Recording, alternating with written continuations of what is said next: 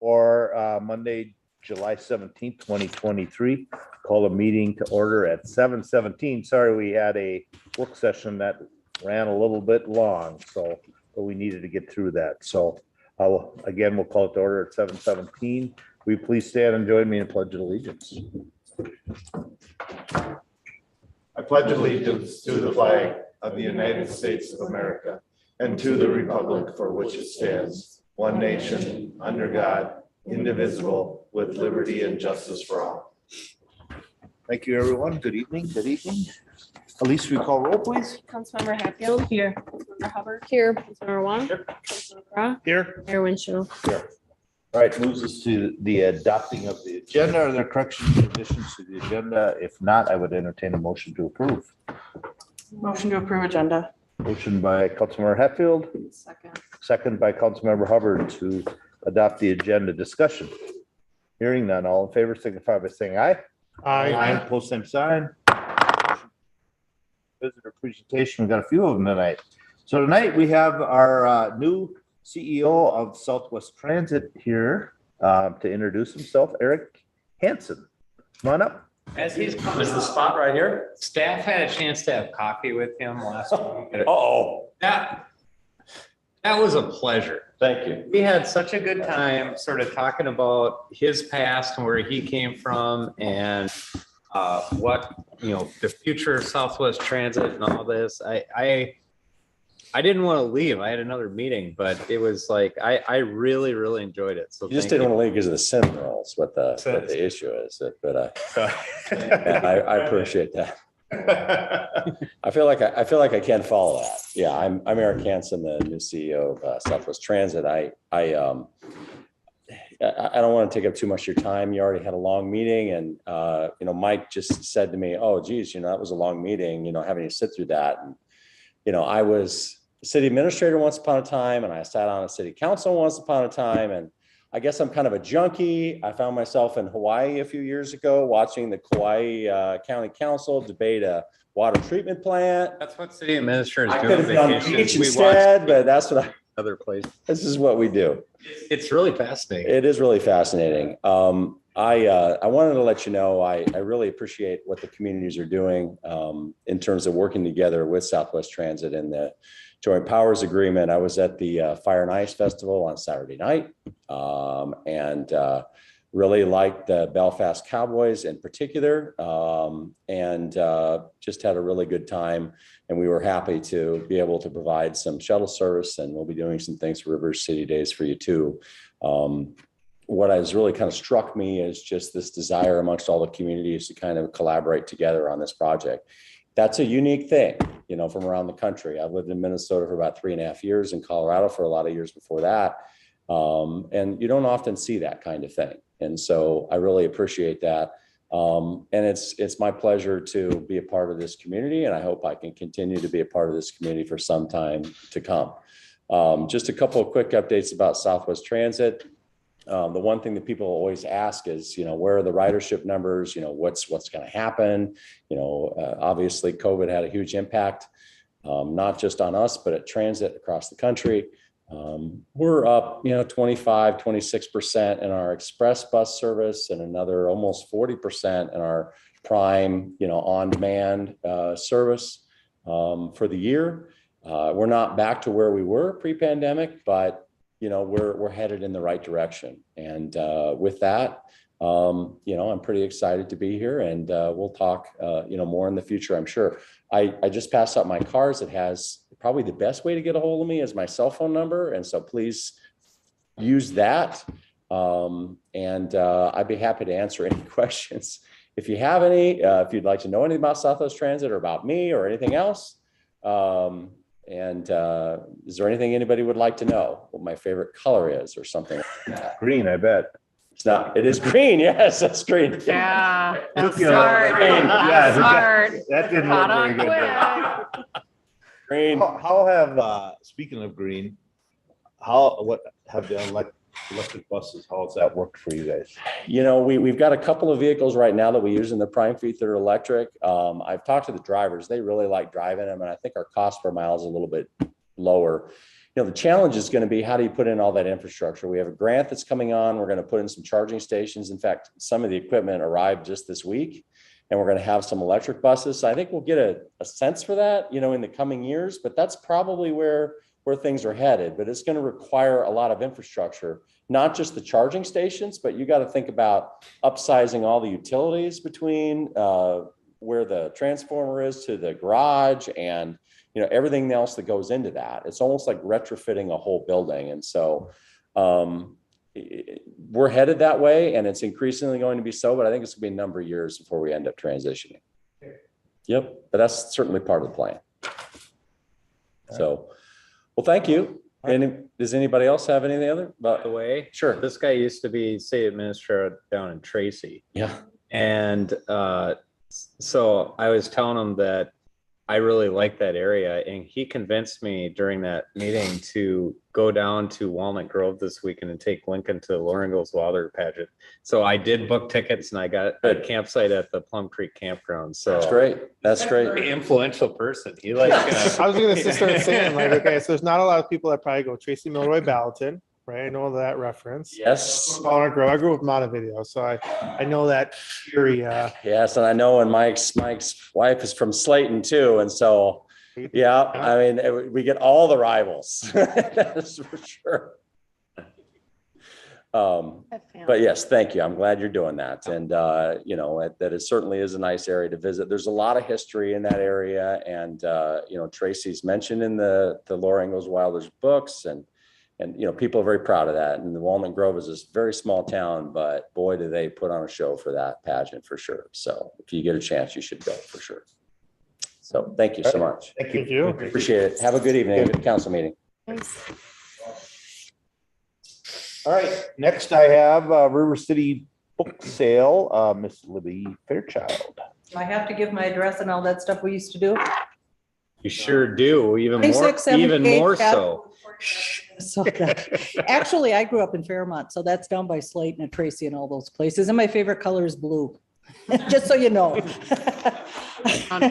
Okay, the book sale is happening this year, but it's not happening in Lions Park. It's happening here on the plaza. And it's going to It's be, easy for us. yeah, well, easy for us too. We couldn't drag all the books down there.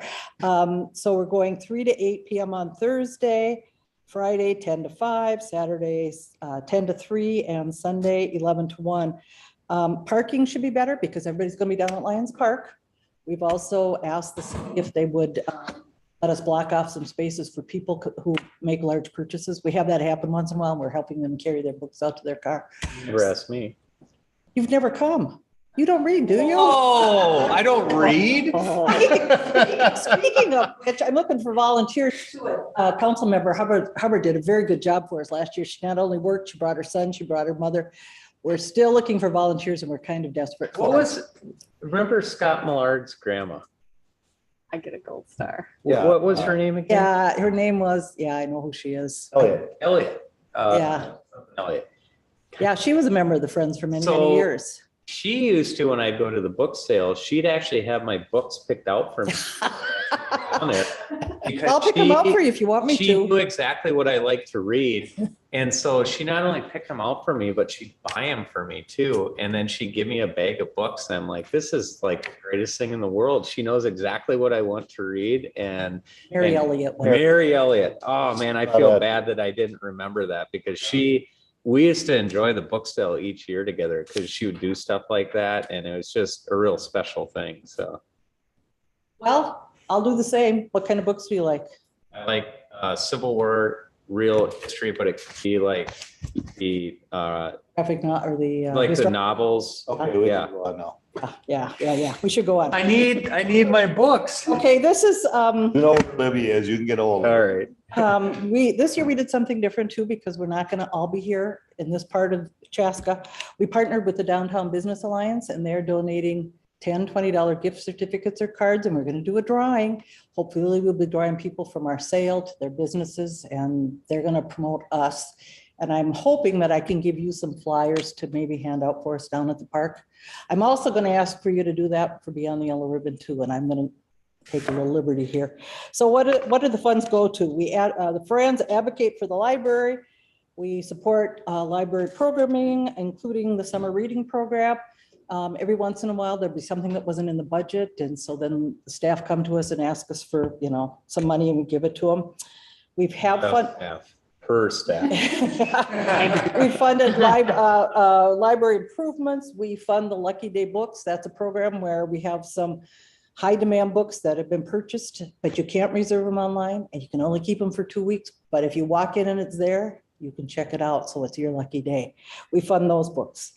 We have done staff appreciation, and we've also given books to different organizations, including Bountiful Baskets, so they have books to hand to the kids. We are desperately needing volunteers. You don't have to join us, although we'd love to have you join. How young can the volunteers be? Well, Ethan helps. Yeah, I'm you sure they probably Without are. without a parent. Without a parent, I would say 16, because we may have them, we would have them I maybe have two moving boys. books. Okay, good. Sign-ups in the library. Right. Stop at the staff desk. And you can call in and pick your spot for volunteering. And the number is 952-448-3886, extension 3. I'd love to. Last four in the extension. 3886, extension 3. And we really had a good time, didn't we, Taylor? Yeah, it was a lot of fun and it was really nice work. And I mean, you get to meet other people in the community and see their love for books, and you get to browse the books. And I don't know. I mean, I will hook up with you to see. I can probably help again Okay. with I'd love to Ethan. see each of you take maybe a shift if you could. I know you have Us both responsibilities. partners at City Hall, so Noel and myself. How cool is it that we get to have the book sale right outside our door? It's that's the one time a year I buy books.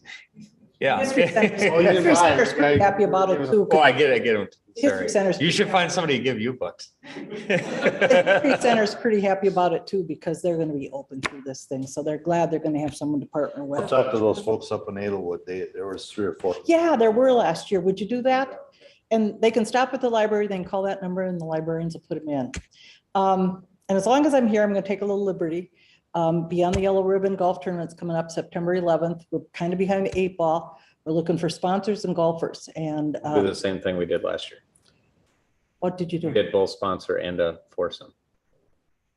City did? Mhm. I don't recall that, but okay, we'll talk. We'll talk. So anyway, I'm just here to say that's coming. I'll probably be back in a few weeks to talk a little bit more about Beyond the Yellow Ribbon of Chaska. The golf tournament benefits Minnesota Council for Veterans Assistance, MACV. And last year we were able to donate $30,000, which was pretty significant, we thought. So the first 2 years that money stays in Carver County. After that, it goes into their general fund. So we are taking care of our own first, just so you know. I'll be back. Got one more thing to share with these people though. Is that a deer run? The golf tournament's at Deer Run, right? What do I have to share? You shared with me. Oh, yeah. Show the picture. A little over 2 years ago, I became a grandmother, and this past March, we had a second one. So here I'm 67 years old, finally becoming a grandmother when I'm old enough to be a great, but we're enjoying them. We're enjoying them. That a time you take. And I quit my job, so I'm kind of retired. I don't know where I'm going after that, but I'm spending a lot of time with them and it's great. It's really wonderful. Okay, thank you. Thank you. All right, next I have more library information, the annual state of the library from the new library director. Now, speaking about people we Jody. really enjoy working with, she is awesome. I was hoping her dog was gonna come. I was hoping her daughter was going to come in and help make some things for us tonight. We could have done a cooking demo, know, I guess, tonight. I hadn't thought about that. I'll tell you, before Jody gets going, it is absolutely a pleasure to share a building with you guys. It allows us to do collaboration that we just wouldn't do if we weren't in the same building. And Jody is so forward thinking. I am so happy that as we go into designing this new library, that you're going to be the person that's really sort of leading that. Cause I think there's some opportunity. new library? What? But I think there's some huge opportunities that exist with this facility and how it ties to the bike trail and all this stuff. So it's going to be a real pleasure to work with Jody and really come up with some neat ideas. I think the the community and hopefully the region really enjoys. So I was super happy to see that she got the job. That was a big relief to us. So with that, I just want to make sure everybody knew what a great asset that the community has with well, the county now has with her being in this position. Put a lot of pressure on you. That means you can't go anywhere for 12 years. Well, I did tell staff because I've been in the interim position since last October and still wearing both hats still now as Chaska branch manager. And I said, I'm so happy that I still get to be here in Chaska in the office here because I absolutely love the community. I love likewise, like working with City of Chaska staff. And it's like, this is great to see all of you again tonight. And so, because it was bittersweet knowing like I loved being the Chaska branch manager. So to still have ties so closely, it's going to be fantastic. So looking forward to that new building eventually. So. County has it easy because you don't have to pay for the building. Right. That's my little jab. So yeah, I'm excited to be here tonight, share just a few perspectives on the system as a whole, kind of where we've been at in 2022. And then I'll share a little bit more of a local perspective as we roll. And I don't know if Kevin has to advance for me because. No, Alex. His name's Alex. People don't get it. That's from 2020. I looked We it had up. somebody give a presentation every time they needed the slide go, they go, next slide, Alex. And it's like, who's Alex? All right, Alex, Alex, here we that's go. So we finally went above the threshold of 1 million checkouts again in 2022 as a system, which was of course fantastic coming out of the pandemic. So staff are really, really proud of that. Next slide. And some other system accomplishments as a whole and across all of our branches. We were able to return to our in-person programming, which was fantastic. If any of you are familiar with the Libby app and checking out ebooks or e-audiobooks, we saw a huge jump increase over 26% in checkouts for that. That doesn't mean to say we're taking away anything from our print checkouts, but we've just seen a huge excitement over the Libby app. We, of course, continue to collaborate with our county departments and our great cities and other organizations. We've been really fortunate, or we were really fortunate to receive a large donor gift from a longtime Carver County resident that passed away, Charles Dalkey. So staff have a yearly opportunity now for an internal grant process to apply for grant money. So last year was year one of that. And one of the exciting projects that happened here at Chaska was to pilot a seed library project that came as a result of this grant program. We also were able to implement STEM kits for kids and families to check out. So say you pick up a science kit and it's got all kinds of cool activities and correlating books. So great partnership as well to be able to promote out to our schools, of course, too. So I'll talk more about our intergenerational services team a little bit later that we launched. And we worked very diligently as Heidi was retiring on a new 5-year strategic plan, which we launched this year. Next slide. And as part of that, our staff developed what we call library promises. They are so dedicated to superior customer service. So they look to this as just kind of their daily reminder of what we're trying to accomplish as a staff and trying to connect with our communities and patrons. Next slide. I want to say Alex now. We all want to say Alex. Sorry, the print is really tiny on this, but basically the large part of the pie is our child or children's print circulation at Chaska. It's very evident that we serve a lot of families and that the early literacy and literacy is really a foundational piece of what we do, not only across the system, but locally here at Chaska. So that kind of just paints a brief picture of that. Next. Staff at Chaska really adopted a theme of welcoming this past year. Part of it was welcoming folks back in after the pandemic. Part of it was just being very intentional to say, are we welcoming? How can we bring, just make it accessible for all of our community members to be able to feel comfortable, feel safe, feel all of those things as they come into the library. Next. So these cute little guys So they actually live in the city of Carver, but they brought their donation. They brought a donation. They earned money from a lemonade stand, and they brought in a Ziploc baggie money to donate to buy more children's books for Chaska. So such a touching story. That was so much fun. And I just, for me, from the perspective of, we're a Chaska branch, but we see a lot of crossover from Carver, certainly the city of Carver. I think there's so many families that look to us as their home library as well. Next. Collection, we have so many different materials, different formats to offer for all ages. And if we don't have it, we have delivery system that goes through all of our branches. We can request through MinLink. So if there's something up at the Duluth Public Library, we'll get it for you. So that's pretty amazing to be able to do that. Next. We continued some levels of virtual programming. Yes, there's my daughter Morgan and Duke and I were part of that. But that was just a huge lesson learned, being able to do virtual programming. Some we do hybrid now where we'll have some folks in person and we'll stream some on live. So live. So that was just a really great addition to what we were already offering. Next.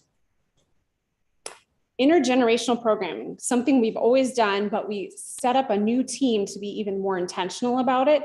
So on the right-hand picture, there's a grandmother with her grandkids. We celebrated Grandparents' Week last fall. We're going to do it again this fall, just to really be intentional about bringing different generations together, whether it be teens and seniors, again, grandkids, grandparents, and just to really celebrate those relationships and welcoming them into our library. Next. We did something really fun. We always do an adult winter reading program, but our staff developed spice kits this last winter. So every other week you could come into the library and pick up a different spice packet with a recipe and correlating books. And it was really to celebrate different cultures and encouraging people to try different foods, different recipes. So a lot of fun, kind of ties into the Seed Library project a bit too along the way. Next. And there's pictures of the Seed Library. So we have an adorable little, I shouldn't say adorable, but it looks like a replica card catalog for those of you that remember what that looks like, and flipping through the index cards. And this project, we piloted it and now it's gone out to all the branches. So all 6 branches have a Seed Library now. Next. Just for, okay, I know what it is, kind of. Sure. But just to assume that others might not know what a Seed Library is, can you just quickly explain what a Seed Library is? Yes, I'm sorry. Thank you. That's fine. So we selected, or one of our librarians selected, all different kinds of seeds, some vegetable, some flower, some pollinator seeds.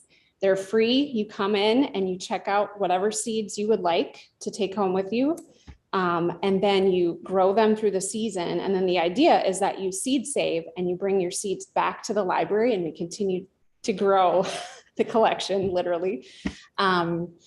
And we partnered with master gardeners a lot to help kind of educate through that process. And all the seeds come from a company in Decorah, Iowa, I believe.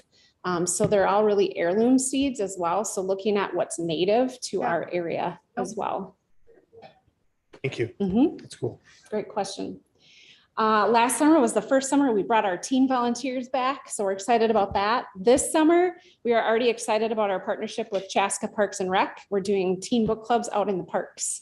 And thanks to the friends, they supported the books. So we can actually give the books to the kids to keep. So that's pretty awesome. Next. Summer reading program. One of our biggest highlights of the year, always, absolutely. A couple things I'll say about that. Obviously, you can see in these pictures, we are really taking things outdoors. We started that last year because there's so many great parks and the plaza area. Not that we don't want to be in our space in the library, although it does also show we need a larger space for some of those programs. But we really had great success being outdoors. Of course, we had great weather too, so that was fantastic. This year, the numbers are looking fantastic already in terms of participation. We were a little concerned because of the construction, but we're seeing really good engagement. And it's also reminiscent of pre-pandemic numbers, which is wonderful. So next. more just fun pictures of summer reading. Next. And again, lots of programming that we do all throughout the year. One of my favorites on the right-hand side is our Tales for Reading. We bring in North Star Therapy animals and kids can sign up to read to the dogs. Or I think I mentioned last year, there's sometimes a guinea pig that comes too. His name is S'more. So yeah, so you can read to the guinea pig. Next. Story times, of course, are foundational to us. We do those year round. We have a great youth services librarian in Jennifer Hempkin, but then we also get to partner with great people like Officer Julie, do squad car story times. We bring the master gardeners in and other partners. So lots of great early literacy work being done. Next. Officer Julie.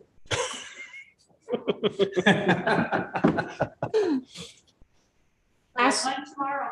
Oh, yeah. Or Wednesday. There you go. There you go. At Lions Park. Fantastic. Jennifer.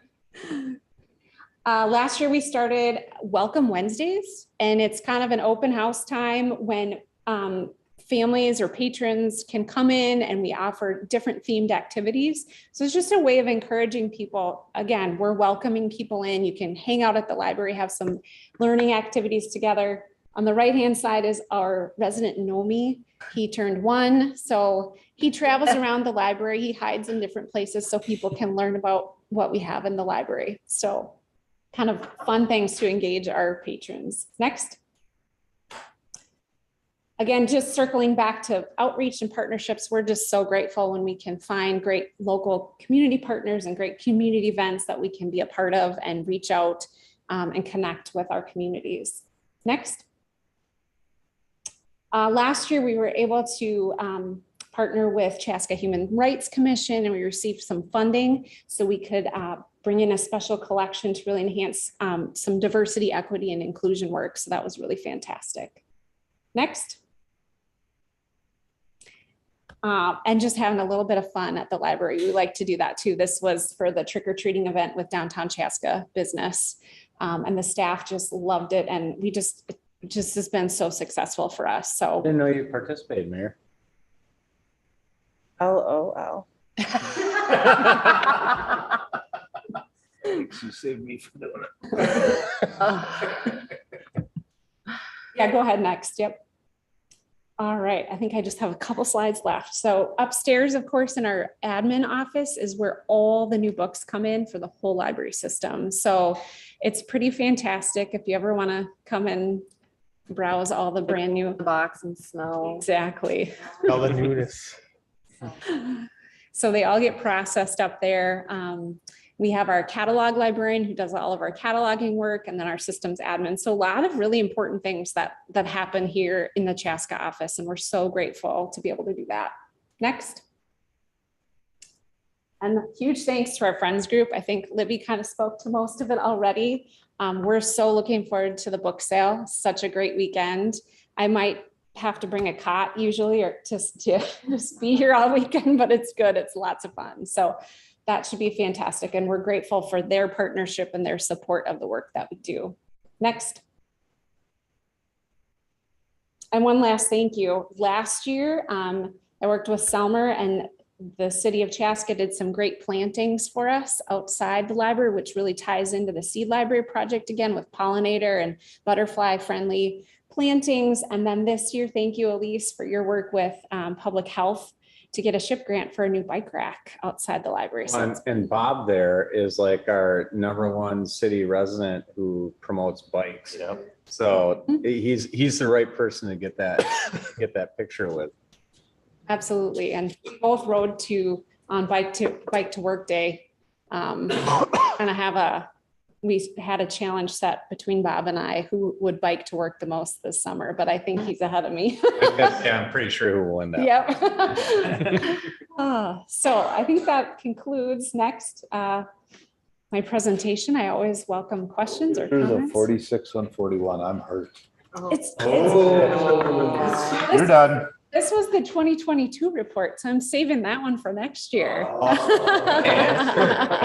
busted me. I don't think I could come up with I gotta bow down to that one. You Sounding got me. kind of salty over there. Yeah. I did see the truck the other day driving down the road, so. I just want to put a plug in because I didn't know this.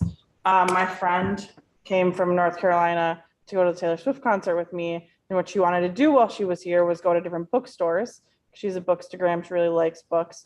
That sounded so boring to me, but I really had the best time ever. And she made me buy a book at a local bookstore. And forgot how much I loved reading. And then I went on the website and I was like, I used to have a library card. I don't know where it is anymore. Probably isn't even good. And you can get one right online. If you have social anxiety like me and scared of walking in there and asking for a library card, you can just get one online. It was so cool. It just showed up at my house and now I have a library card, the Libby app. And if I go into the library and things like that, I just thought it was cool. So you can do it right there, which is fantastic. Wonderful. So if you're too scared to walk in and get a library card, you can do it online. I was excited by that. You know, the other thing that you can do that I found out is just show up with no library card and say, and then just start like crying a little bit. I just can't find it, and they help you. So they get it all taken care of. So that's the way I approach it. I will say with your guys' card, I actually just got an email today that my son has a book out and you guys automatically extended it. Oh, yeah. That was like amazing. I didn't know. And so that was really great, you know, what? Do you know where the book is? Yes, they're in his room, they're on his dresser, but I didn't know. And I thought that was really neat that you had that service and thank you. Just implemented that this year in 2023 auto renewal. So Yeah. it will automatically renew up to 4 times unless there's another Oh, I patron will make waiting sure for to get it. But that's been we're really excited to be able to introduce that. I'll buy all. Yeah, so great. I just love the library. I saw you guys were listening. I was like, I wish I had more time in the day. I'd go work at the library. This is such an enriching place to be. I really just enjoy hearing everything. And I'm part of the Communities of Belonging group, and seeing Jennifer on there, it's just very active, and just hearing your presentation talk about some of the implementation of some of that activity from being in that group. It's just so rewarding to hear, because it's like, sometimes when you're in some of these groups, you're like, is it everything kind of filtering down and, you know, progress, like where's progress had, and seeing that is wonderful. So thank you so much for all of the innovative ideas and just pedal to the metal. Love it. I'll tell my son that I just thought it was interesting, the kids' books all by Diary of a Wimpy Kid. That's kind of a fun fact. He's read a lot of them, but that author had a good year. Indeed, right? Thank you for continuing to try new things and to innovate, because especially when it comes to today's world where there's the innovation every 3.5 seconds, right? There's everyone's looking at the shiny new thing, and then that gets forgotten, right? And to keep libraries relevant is so important, right? Because they're more than just a place to get books, right? They become media hubs, gathering places, social places, right? And to keep those at the heart of our community is so important. It's such great work that you're doing. Continue doing that, and we're so happy that you're now here with us. As long as you want to be. Appreciate it. Thank you. Anything else for Jody? Well, thanks for coming, Jody. Appreciate Yes. it. I always enjoy the library. Thank you. And I'm glad I got to visit in the library with you. You were in the library? Yeah, I know. That was the day it stormed. You need a storm That was shelter? the one day it really stormed and rained half the day. That was because I was with Jody in the library. Well, it was pretty scary walking in there. Let's say it's easier. High school to stay away from this building. Pretty much did. I did a good job for a lot of years. All right, anyone else here for visitor presentation? Not on an agenda item. You guys can go. Just go ahead. Kevin, anybody online? Thank you. I just want to know quick, is the Libby system named after her? Yes. I was wondering, no, I was wondering the same. Thought I was hearing things. I love Libby Thank you. so much. Love. Kevin, was there anybody online? Not that I see. Okay, all right, so we're done with visitor presentation. All right, Moves us to item 6, approving previous meeting minutes from 6/26/23. And again, there are no corrections or additions. I would entertain a motion to approve. So moved. Motion by Councilmember Hubbard, second by Councilmember discussion. Hearing none, all in favor, signify by saying aye. Aye. Post same sign. Carries. Moves to item 7, consent. These are items that need our approval, but not necessarily a conversation, but any and all can be pulled off at any time. With that, anyone have anything? I'll make a motion to approve consent. A motion by Councilmember Hubbard, Second. second by Councilmember Wong to approve consent. The only thing I just want to touch on how fast the Crown Extrusion Building is moving. So that's kind of exciting to see that. Yeah, I've been dropping, my son goes to Chanhassen High School for their extended school year, which it takes me longer to drive to Chanhassen High School than it took me to drive to Lake Harriet yesterday. Unbelievable. What? Just the truck traffic up there, it's unbelievable. Because all the trucks from the 41 project are all coming down around Audubon because they're dumping their dirt at Hazeltine. No, it's actually a faster route is just to get on 212 and go down to Powers. I was sort of wondering that. So. Yeah. Well, point being though, is I drove past your place. I was like, holy crap, you guys are going to town. So, yeah. Well, like I said, I said at the last meeting, always great to see reinvestment in the community. It's very important and it's a great thing. So thank you for that. Thank you. Thank you. All right, anyone else? We have a motion and a second on the floor to approve consent. Hearing none. All in favor signify by saying aye. Aye. Post same sign. Motion carries. Moves us to item 8, 2022 annual financial reports. All for the good stuff. I'll be back there. As you know, each year we have to go through a process of doing an audit of, and I always think this is confusing for people because we say we're doing the audit for this year's reports, and everybody's like, 2023, it's not even done yet.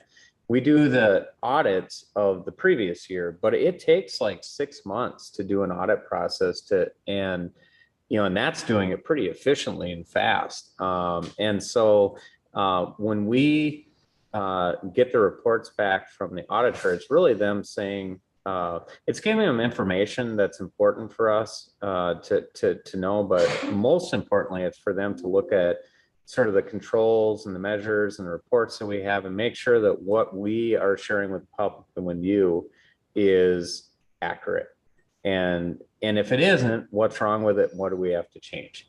But I also really like that we sort of purposely do this right before we start up the budget process, because I think it's really important to understand the context of what happened last year and what we're seeing this year to help predict next year and why you guys should trust some of the information that we're providing to you with, because I mean, we see this on a daily basis, but you guys don't. And so, and obviously budgeting sucks. And it's like the least favorite thing I do in my job, but it's obviously it's necessary, but it's also necessary to have the right context to make decisions. And so I appreciate the fact that Noel and his team present this right before the budgeting process, because now it's fresh in your mind.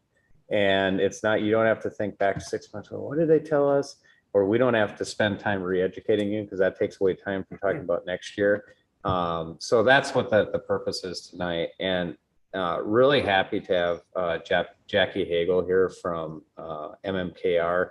We actually use MMKR for our MMPA audit process too. So I get to be in a couple of organizations that deal with MMKR, and they are just a class act all around. And Jackie, I remember it was early on when I was here, probably 2003, 2004. She was like an intern.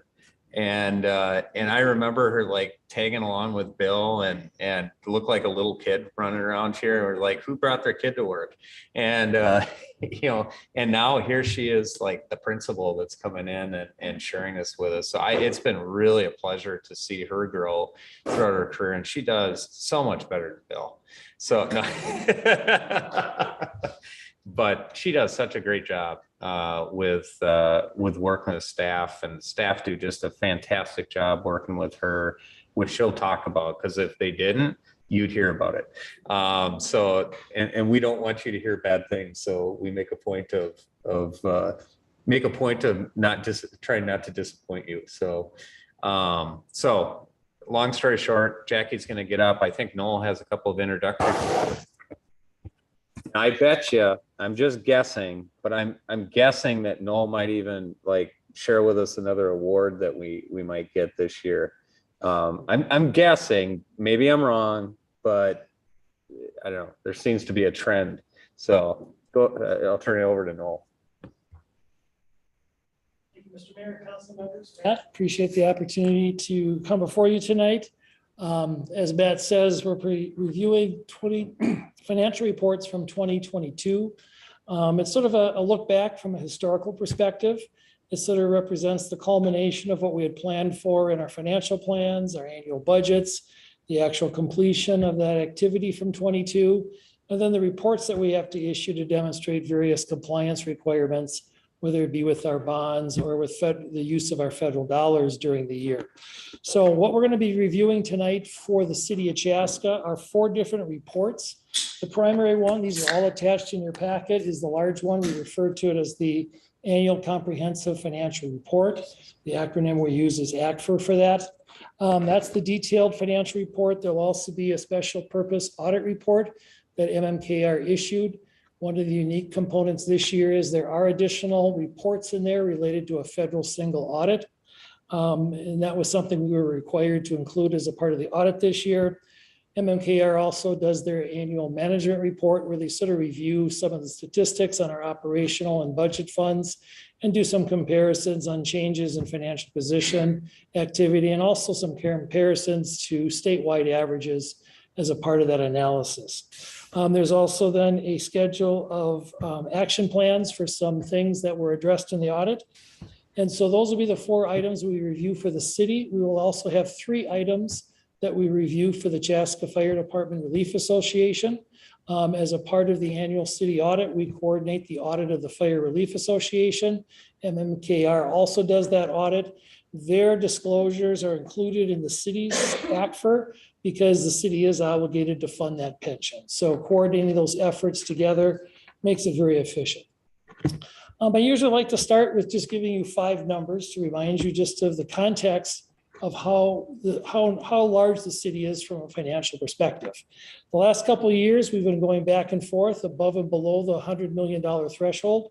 We're back over total expenditures in 2022. We're $109.5 million in total expenditures. So I could be wrong, but the last time I looked at Carver County's budget, and it wasn't that long ago, but I think it was 95 million. I think we are larger than the county budget. Which you probably look at it, whoa.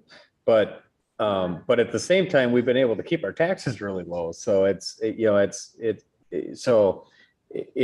is, I don't care what size of city you have. If you have over $100 million, you're a big city. For us to be considered in the Twin Cities a small city and to have that type of budget is unheard of. Jackie, is that fair? Yeah, that's fair. Yeah. So just to give you some context.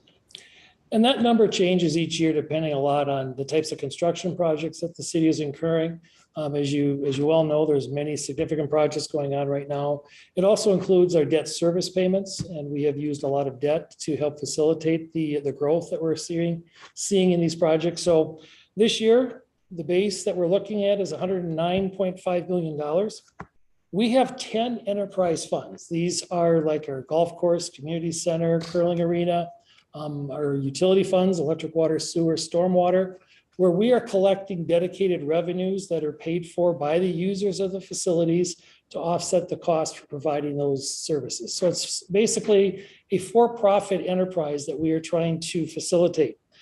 That was $69.5 million, or 63% of our total expenditures for the year.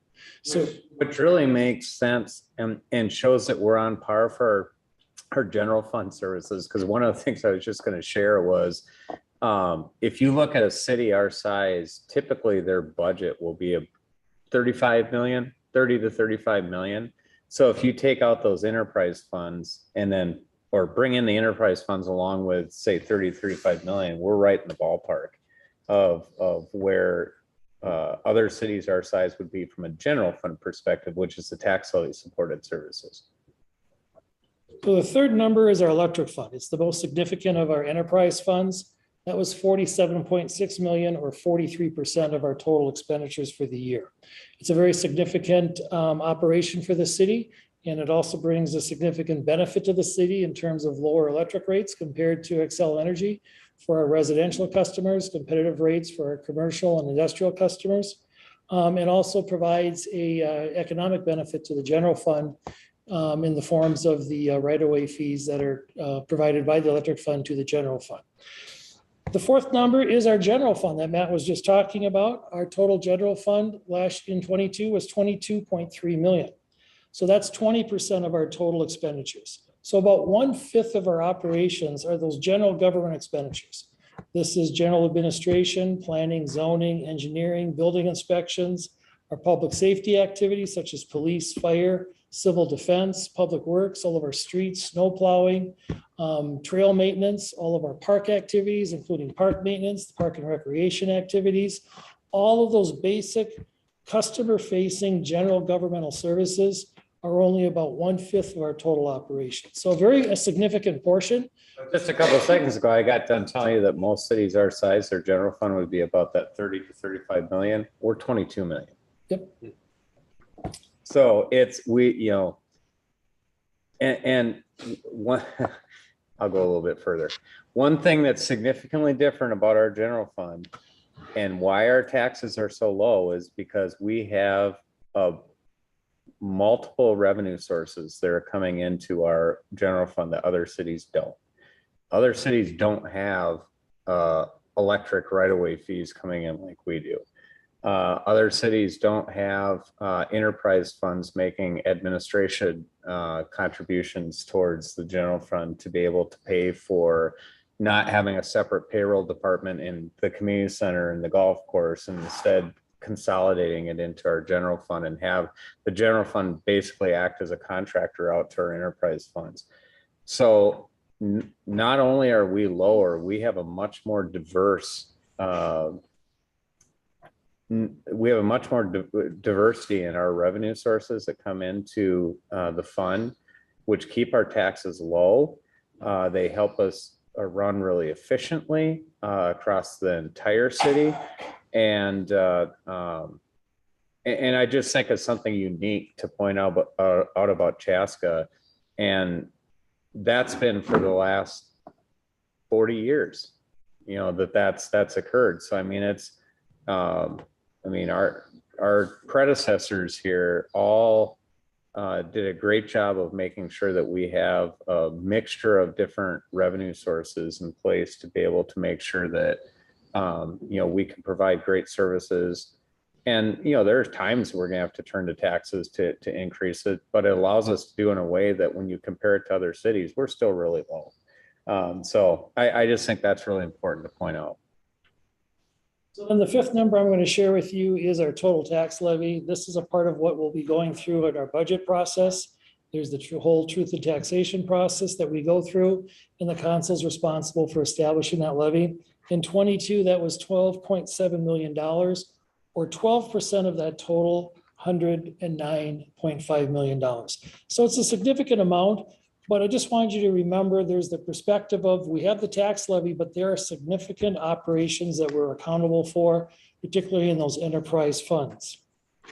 So in the main ACFR report, it really breaks down into 3 different sections. This report is prepared by the city. The financial statements presented here are the work of the city. And so we have to bring these to the auditors to have them review it.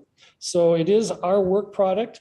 Once they have completed their review of the financial statements, they will include their report in this ACFR in the financial section. And so that is a state requirement that they come in, review those statements, and then provide that opinion. The report breaks down into three basic sections. The first section is the introductory section. For a first-time reader, this would be a good place to start. It gives you an overview of the city, why we do these financial reporting requirements, what's the organizational structure of the city, who are the elected and appointed officials of the city, the commissions that the council has appointed to, how those are organized. So it gives a first-time reader a very good understanding from a basic perspective. The second section is the main part of the report. That is the financial section.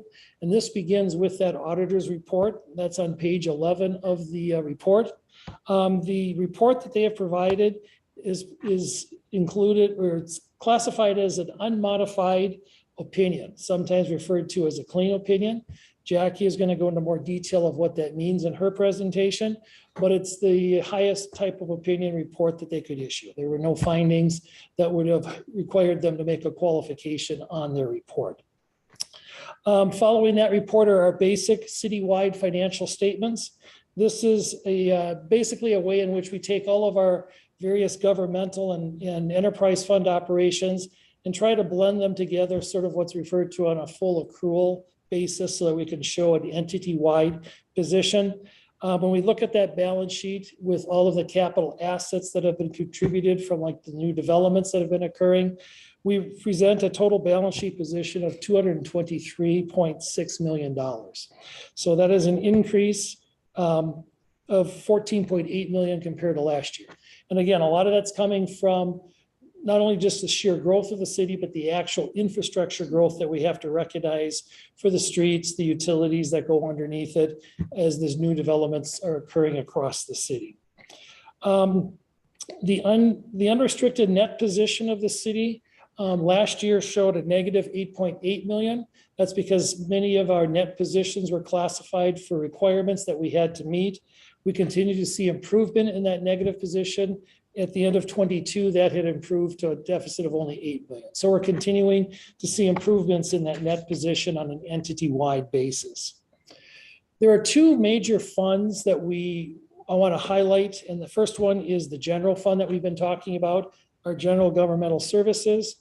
We saw a total fund balance increase in that fund of $622,000 in 2022. This reflects some of the growth that we have seen and some strong revenue sources, particularly in our building permits. We've also seen some of the efforts from our budgeting where we have deliberately set aside additional dollars to improve our general fund balance. This was in response a couple of years ago to the finding from Standard & Poor's, who was our bond rating agency that was looking for us to improve our general fund cash balance.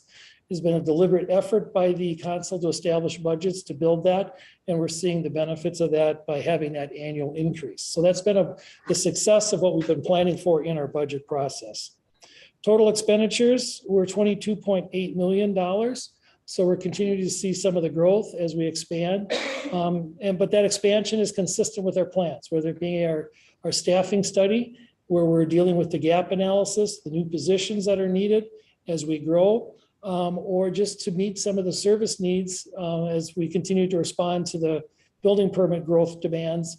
That expenditure level of the general fund is increasing. The detailed section on page 45 are the notes to the financial statements. This is where we get into a lot of detailed disclosures that are required to explain the numbers on the financial statements. This would be for an analyst who is really trying to understand what is occurring in the city, how are our numbers and our ratios changing. That is going to be the meat of where they go to find their information. And then the rest of the report is a lot of non-major funds, but that still means we have our capital project funds, our debt service funds for the bonds we are repaying. We have some of our smaller enterprise funds, such as the, what was the PAR 30, now it's going to be known as the Learning Links. Or I should say the loop at Chaska. The loop at Chaska. So we got to get it right here. So, as you work through the report, you'll find a lot of these individual funds that we then roll together on a combining basis to come up with those overall financial statements that we presented. And then the third and final section of this report is the statistical section. It allows us to look really over the previous 10 years to look at trend information. What have been our revenues, our expenditures, our changes in fund balance, our debt issuance levels, our debt limits, how have those changed, who are our top taxpayers. That type of history is available in the statistical section. And again, this is data that our financial analysts and bond rating agencies are looking for from us.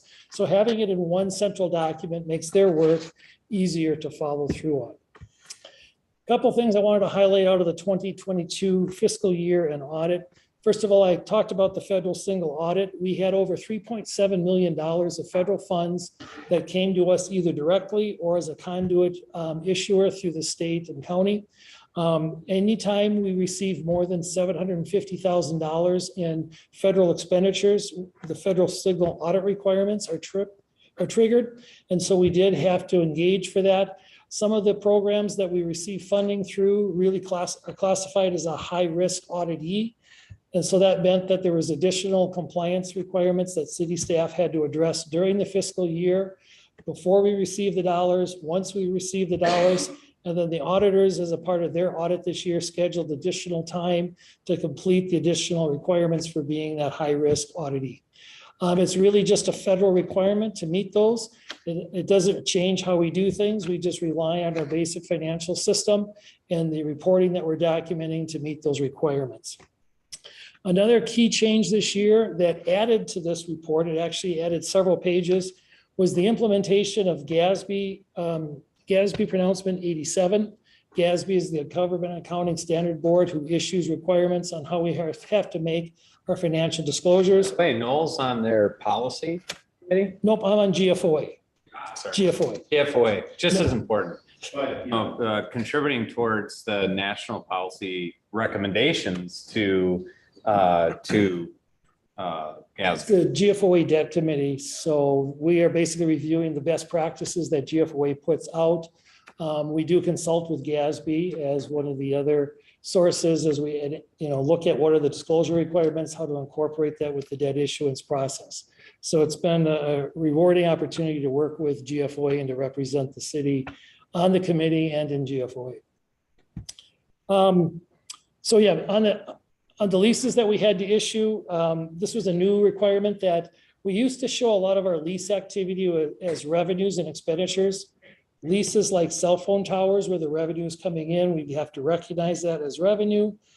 Leases like for equipment, we'd have to recognize that as expenditure. Under this pronouncement, we had to show a long-term receivable for future year anticipated revenues and show a long-term debt liability for what we will have to pay out for like the equipment that we are leasing.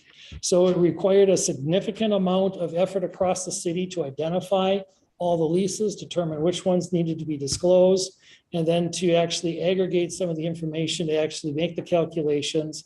Aaron Barnum, who is our accounting supervisor, spent significant time with Lisa, our controller, and other members of the finance staff over the last 3 years, pulling this data together to make this disclosure possible this year. It was one of the things that we reviewed with the auditor early in the audit process because it was so significant. And I'm very pleased that the implementation of that went as well as it did. This implementation was delayed a couple of years because of COVID. It was because of the amount of work involved, GASB actually deferred implementation of this by at least 2 years so that entities would have more time to work on it. We do have we did issue some temporary financing in 22, $25.3 million. This was the line of credit that we're using to finance the Highway 4161 construction project. As the lead agency, we're incurring costs for the state and the county as well as ourselves to facilitate our cash flows when we're authorizing those bills that are being paid by the work estimates brought before council. The city doesn't have sufficient cash. We're able to draw against that line of credit. There will be some permanent financing at the end of that project that we'll be bringing back to the council for our share. But it was very important that we had that line of credit to tap into. And as this project is moving forward this summer, we've looked at that literally every bills list to make sure that we have sufficient cash to cover the construction costs that are going through the process. We also implemented the change that started in 2021 to start implementing a pilot program with Enterprise Fleet Management for the leasing of various police and building inspection vehicles. And again, every one of those became a lease disclosure we had to disclose under GASB 87. So the one change made for significant number of changes in other areas. Overall, from a debt issuance perspective, we still hold a AA rating from Standard & Poor's for our general obligation debt. The highest rating is AAA. Right now, AA is very good for a city our size. As a growing city, we have a lot of debt that is issued to facilitate that growth. That is a very good rating for where we are at. We continue to talk with the rating agencies and let them know what we're doing to continue to meet the criteria that they're looking for to keep that rating in place at this point. Our Chaska EDA also has a bond rating. That bond rating is AA-. That's one notch lower than the GO, and that's primarily because they're financing debt that is supported by a general obligation tax pledge, but by a pledge for the city to pay on a lease basis the debt that they have outstanding. This is the debt that we use for the curling arena in particular. We have 4 series of bonds with the EDA that support that. And it's the same type of debt that Matt has talked about with Consul in the work session for the city facilities in the future, that we will be working with the Chaska EDA to sell additional lease revenue debt in the future to finance those needs as they're identified by the Consul.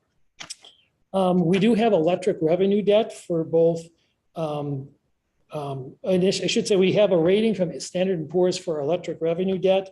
This was for a refunding issue that we did, and that holds an A rating.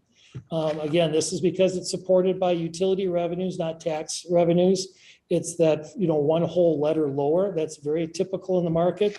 And it's still considered a high grade rating and an investment grade type rating. So we have a very good rating with S&P on our electric revenue debt.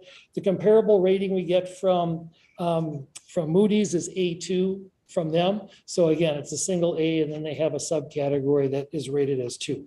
So we still hold those bond ratings. There were no changes on those up or down or in the outlooks from any of the rating agencies.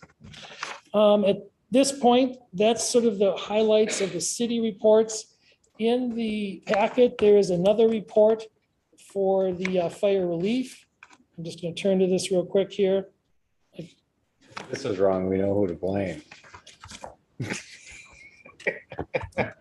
Taylor and I are very proud to represent the city and the Board of Trustees for the fire relief. There is the financial statements and required supplementary information. The fire relief is currently contracting with Abdo Financial Services to provide them ongoing record keeping of the records and the census information for their pension plan. This has been an effort for the last 3 years. And then MMKR reviews that financial statement, both their general fund operations, which supports the relief associations, such as their fundraising and fishing contest each year, as well as their special fund, which is the pension benefit. One of the things that did come through in the financial statements this year is there was a significant downturn in the value of investments that I think many people have seen. The relief has seen that same downturn in the investments. And so the funding position of the pension did decrease. We are going to be looking at that come the end of this year with the trustee board again. There's been some recovery in the financial markets, but we're going to be doing another actuarial study as of 12/31/23, and we'll be capturing those actuarial gains and losses to determine. Actually, the recovery in the last 6 months has been pretty substantial. We will see how far they get back to their funding. So that is the annual report that comes out from the fire relief every year. They also then receive a special purpose report from the auditors, and that comes in 2 forms. There's their letter, which talks about the audit process and what they're doing. And then the special purpose reports that have to be issued, that looks at state compliance requirements in which the fire relief was found to be uncompliant, and also internal controls. There were 2 comments in there. They're the same 2 comments that are every year related to segregation of duties and fundraising activities, just based on the sheer size, the small size of the staff engaged It's just a comment that is not an issue with the state auditor, but one that the auditors MMKR does disclose as a part of their report. Again, it's a clean, unmodified opinion for the fire relief. So they're able to move forward, and that's acceptable with the Office of the State Auditor. There, I can't, honestly, people probably out there don't even know what the Fire Relief Association is, but it's basically, it's incentive pension for our firefighters to give them some reward for all the years of service that they've had. Most cities use para, which is, something that the state runs and requires zero effort. These guys have always run their own pension, and they've done very well, and good for them because they put in a ton of work to have to do that. So they have not taken the easy road to deal with these, and have done a great job with it in the past. I'll say Noel is very, very huge asset on that board as well. So Just like Good here. work. I'm sure. It's been an honor to work with the group too. It's a very good group to work with. There's been a lot of things cleaned up in the last 6 years that I mean, last year. no. 6 Let's get some historical perspective. Yeah, The some mayor was the context. city last year was liaison. Really, it's really just the last 12, 18 months. So. Before I turn the presentation over to Jackie, who's going to review the role of the auditor in more detail in the reports and their findings, I just wanted to see if there was any questions from council at this point. If not, when she's done, then there's a few summary points I'll bring up, and then we'll move towards action on the reports.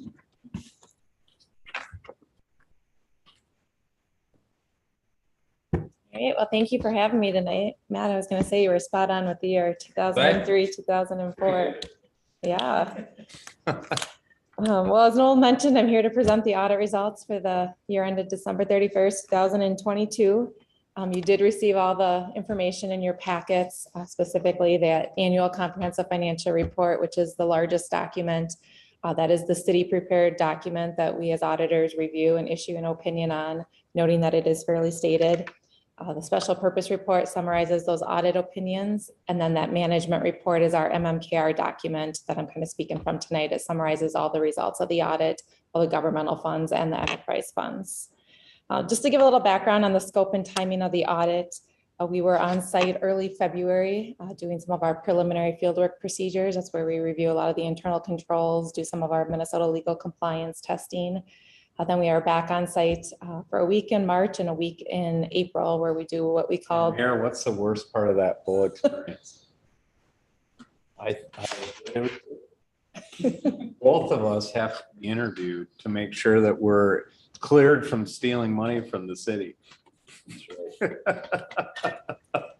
And she'd be like good detective because she sits there and she sort of like gives us the eye, like, and she's really quiet. Like, it's good. yeah, like she doesn't quite believe what Any we're large saying. purchases in the last Yeah. 7 months in your personal life. I am like sweating by the time I'm done Yes. talking with Jackie. It's like, oh my God.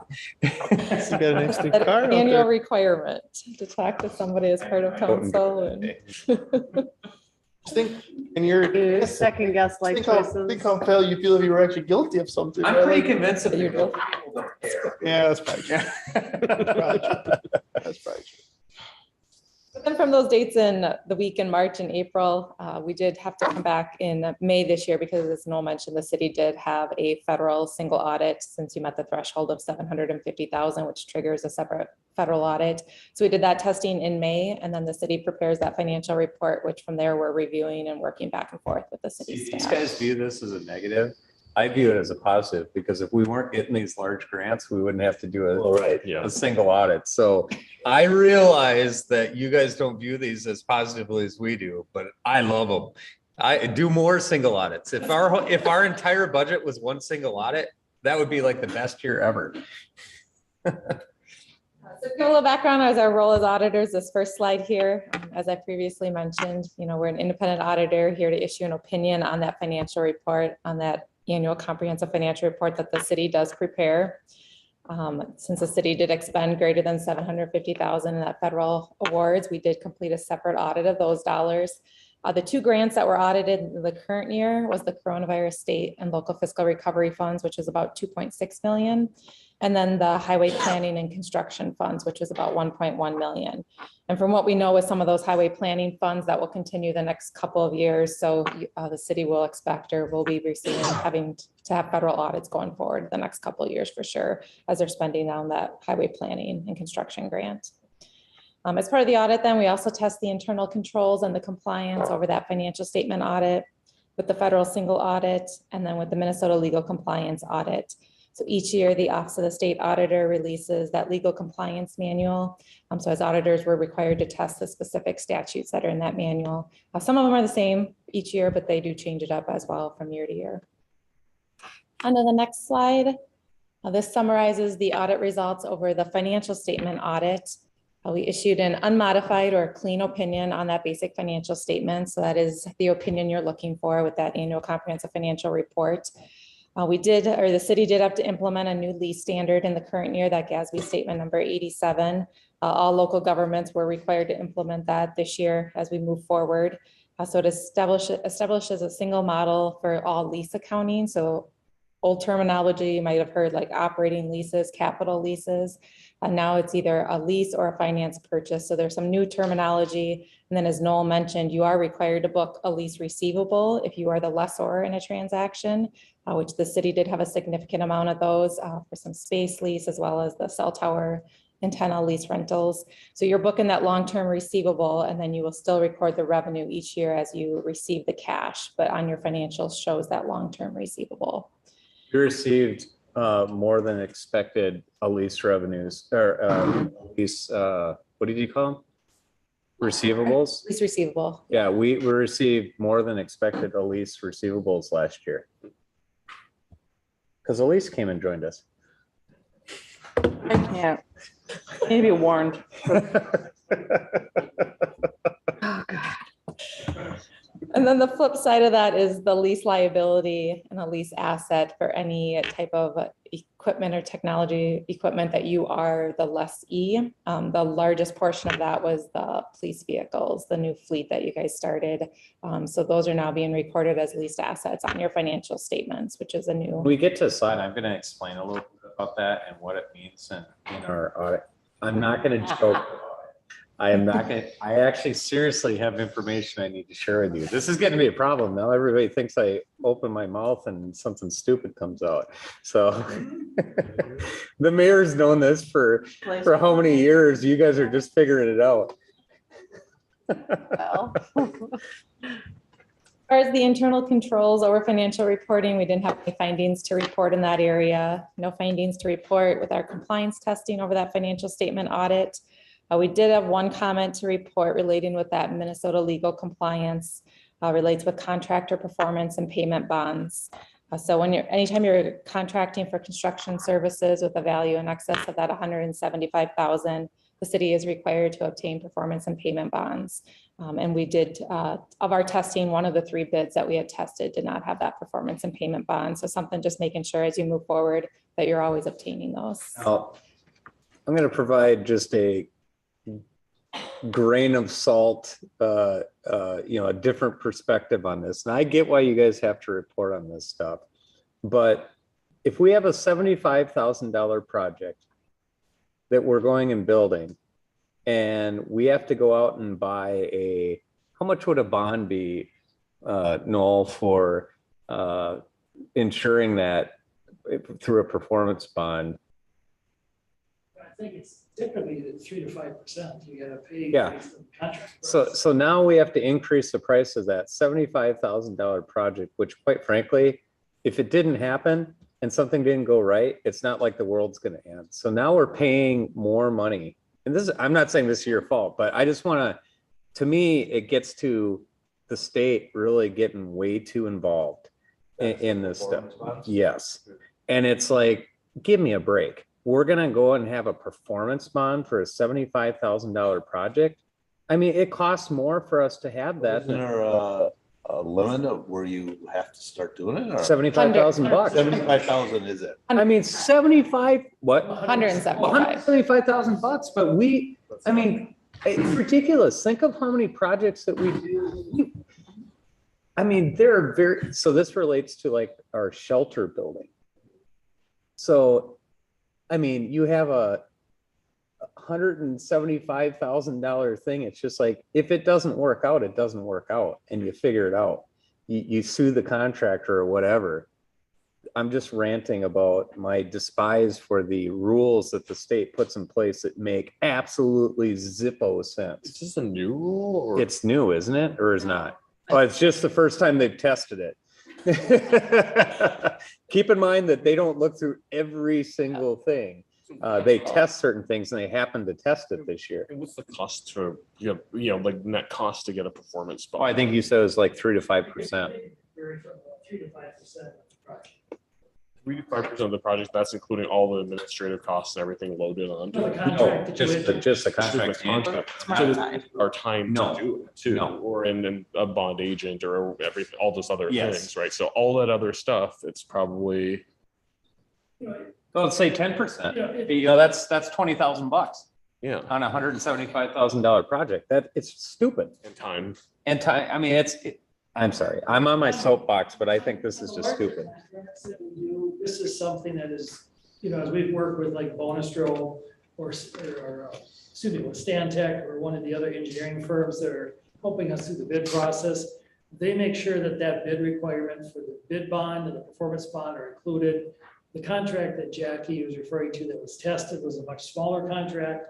And so it got missed. Well, and speaking of stupid, it'd be stupid for us not to have a performance bond on this project out here. That'd be even more stupid than this rule. This is just an inconvenience. That would be devastating. But I guess my only point of bringing that up is, I don't want I don't want the staff person that was in charge of this to think that they made this huge mistake that's, going to cause major issues. This is just a stupid rule that they weren't aware of, and it's a stupid rule. Okay, go on. All right, on to the next slide.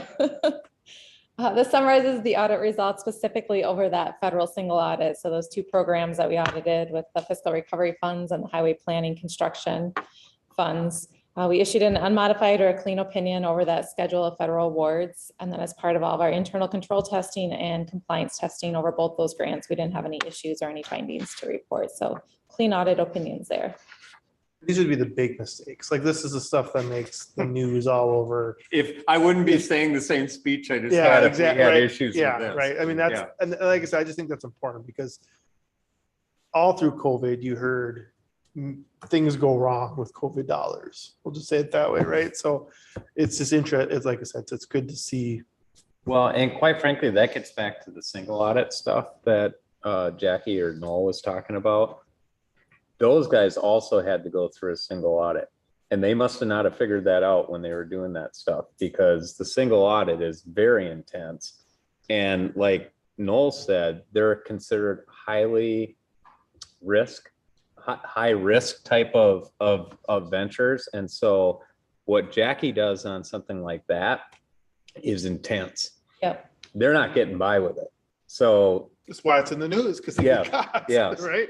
Those So- COVID funds, they're, like you said, they're high risk. So it, for local governments that are spending them over multiple years, you're getting audited every year on those, no matter, if you're spending them all at once or over 3 years, because when it's a high risk program, you have to audit it every time you're spending on it. On to the next slide then. This moves into some of the financial results of this. This specifically. So Jackie could care less about this stuff, right? Financial results. So this is, she cares about the opinion, and that's what's important, is for her to give this. She could skip this whole part and she wouldn't care, but we do, because this is the stuff you need to pay attention to for the budget. This is the context stuff that you need. This is what really matters. Sorry. So this table summarizes all the governmental funds of the city, showing current year to prior year. The top part of that table shows up by that classification of fund balance, the dollars that are restricted, committed, down to unassigned. So overall, looking at your governmental funds, you saw an increase of about 2.5 million from current year to prior year. If you're looking at the top part of that table, your restricted bucket of fund balance went up about 4.4 million. That's just some of the unspent bond proceeds that the city has that we'll be spending in future years on some street projects coming up. You saw an increase in that assigned fund balance of about 5.3 million. A lot of that is dollars that are already set aside and assigned for future capital improvements. And then you saw offsetting decreases in both the committed and the unassigned fund balance. And that is just mainly due to in various funds that are committed or unassigned, there's capital outlay and various project costs that have started, but the funding hadn't been received as of year end. So the funding will be coming forward in probably 2023 here. On to the next slide then. This specifically is a graph of the general fund, given some trend analysis of the cash balance, the fund balance, and then that green line shows the revenue for the past 5 years. So for those of you who are on the council, which actually Mark, you might have been the only one back in like 2017, 18, one of the goals that we set was to increase our general fund balance. Did you make that decision too? No, I was just saying. But we set a goal of saying we need to increase this because quite frankly, it was really low and we needed to get that up. And there was reason, because part of it was because the recession really impacted us and we really had to use a lot of funds to get us through the recession and not have to go out and raise taxes during that time.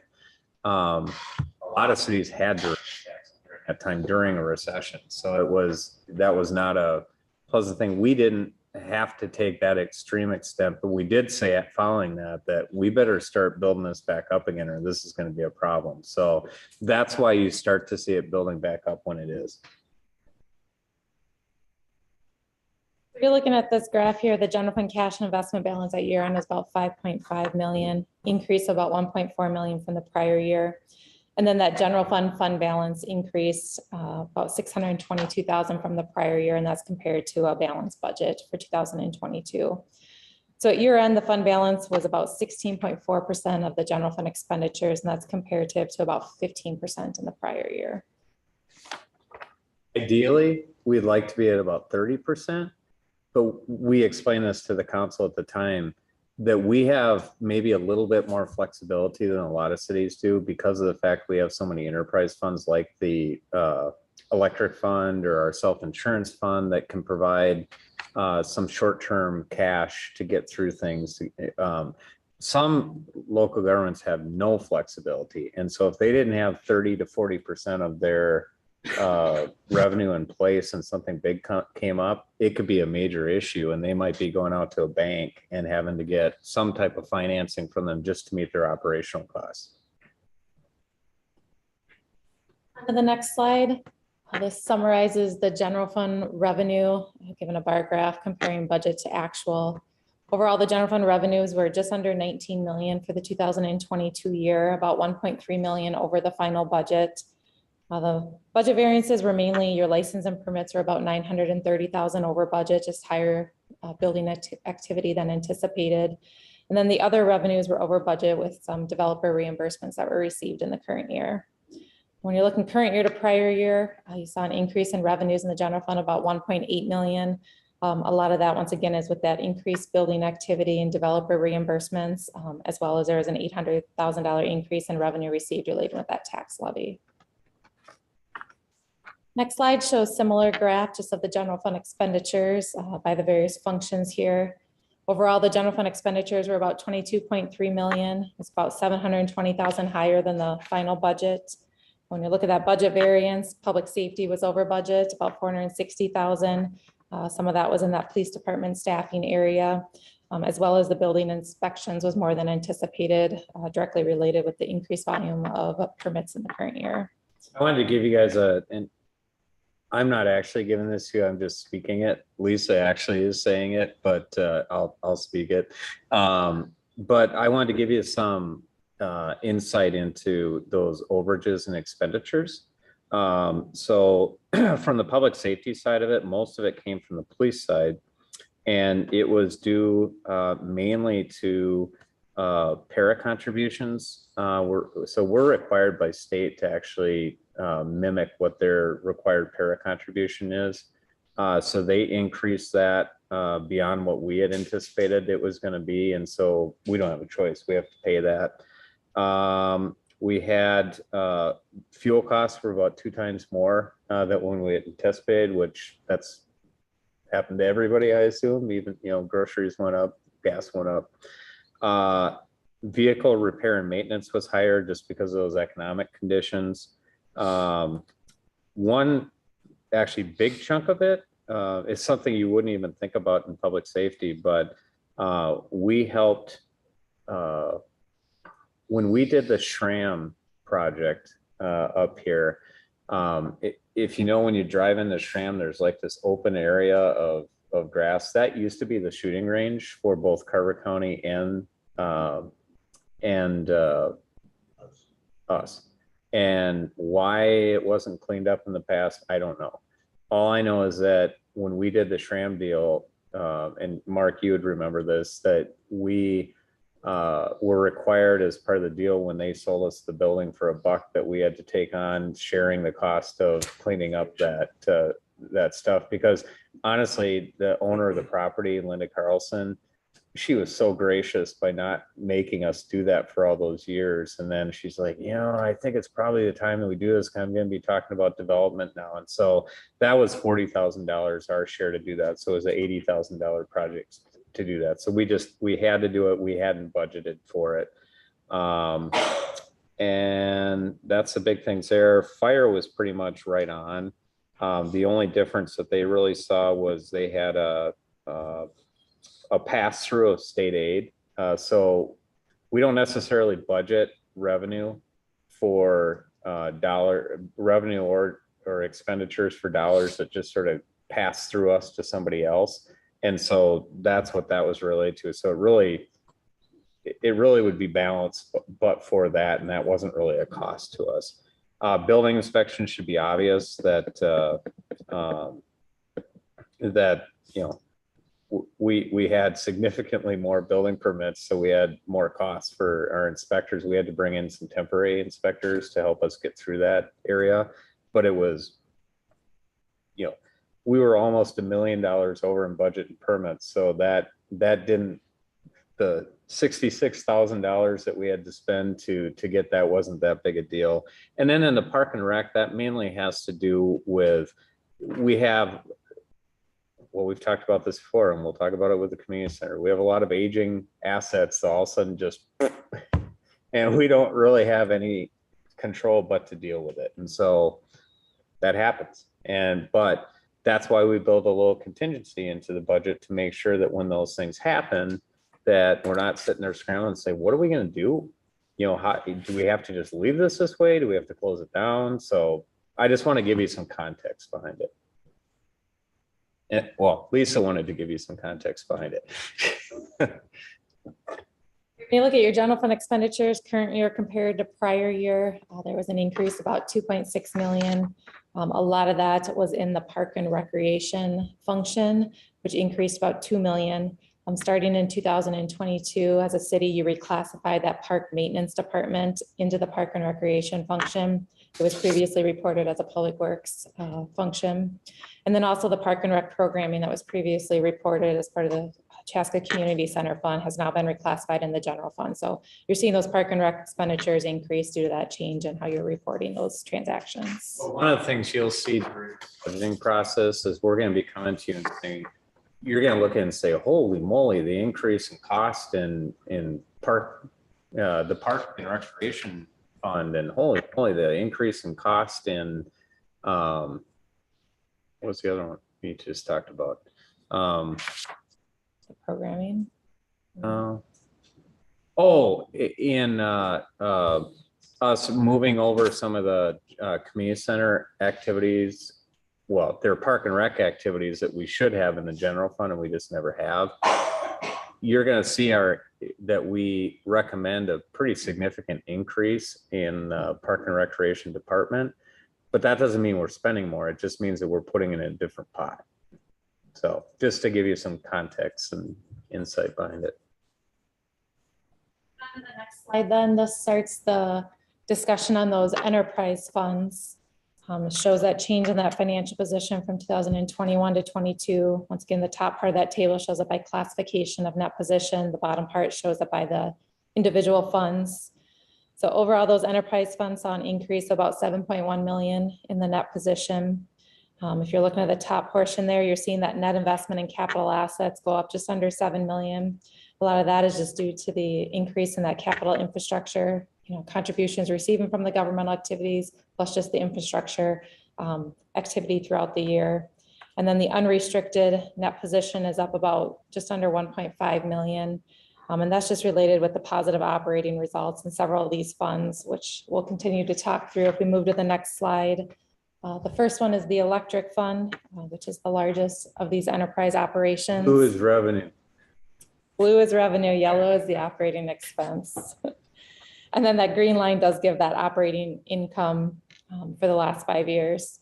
So overall, you're seeing your operating revenue increased about 12% from the prior year. A lot of that is just the increased usage and rates in 2022. And you're seeing those expenses increase proportionately. Operating expenses are up about 14% in line with that increase in the revenues. Before you go on, want to spend that $7 million, there's two things you have to keep in mind with this. First of all, I don't know if you remember during the budget cycle last year, but we came and told you that we really should have $12 million in reserves in this fund. I think it was 12 million. It was something higher than this. That we should have in the electric fund just because there's so many assets that we have to take care of. So even though 7 million is great, it's not good enough. And the other thing I would caution before we try to spend these dollars is that a lot of these dollars get restricted because we have debt service that's out on that on our substations that we've done. And they require you to have a certain percentage of your revenue that you just can't use. You have to keep it there just in case something goes wrong with the bonding. So I always like to throw a little word of caution to people because, I can't tell you how many people come to me and say, you're so lucky to have the electric fund. You can just use cash out of there whenever you want to. No, you can't. And we have to be clear about that's just not a source that we can just turn to solve every problem. On to the next slide. This summarizes the results of the water fund, had positive operations. This fund we can steal from all we want. Positive operations in the current year ended the year with operating income of about 850,000. The revenue increased about 300,000, mainly due to the increase in rates in 2022. Also saw an increase in those operating expenses and in the production costs. Next slide summarizes the sewer fund. Once again, this had positive operating results, ended the year with operating income of about 620,000. Saw an increase in the revenues, once again, due to a rate increase starting in 2022. And then your operating expenses also increased about 480,000, and that's due to mainly the fees that get paid to Met Council. Next slide summarizes the results of the stormwater fund. And if you're looking at this, the operating revenues, that blue bar graph, you're seeing a decrease of about 177,000 from the prior year. I will just point out that the city had changed how they were billing for this utility fund in 2021. So 2021 is a little inflated ahead, 2 extra months of revenue. Starting in 22, going into 23, you'll have more comparative data going forward. But there was a change in how they were billing. Operating expenses also increased about 400,000 just with the increased distribution collection costs, but overall positive operating results ended the year with operating income of about 316,000. The next slide gives some operating results of that turbine generator fund. Obviously this fund is used to account for the city's agreement with MMPA.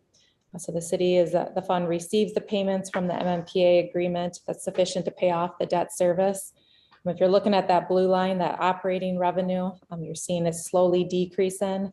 That's directly related with the decrease in payments from MMPA as the debt service interest has continued to decrease from year to year. Next graph then summarizes the results of the community center fund. You'll see starting with this one and moving forward. I got some good news on this. We do have an additional line graph starting on this graph going forward that excludes any depreciation. It's the operating income loss excluding depreciation or amortization. Overall, the operating revenues increased about 620,000, mainly in the increased memberships and rentals in 2022. You also saw the operating expenses go up about 550,000.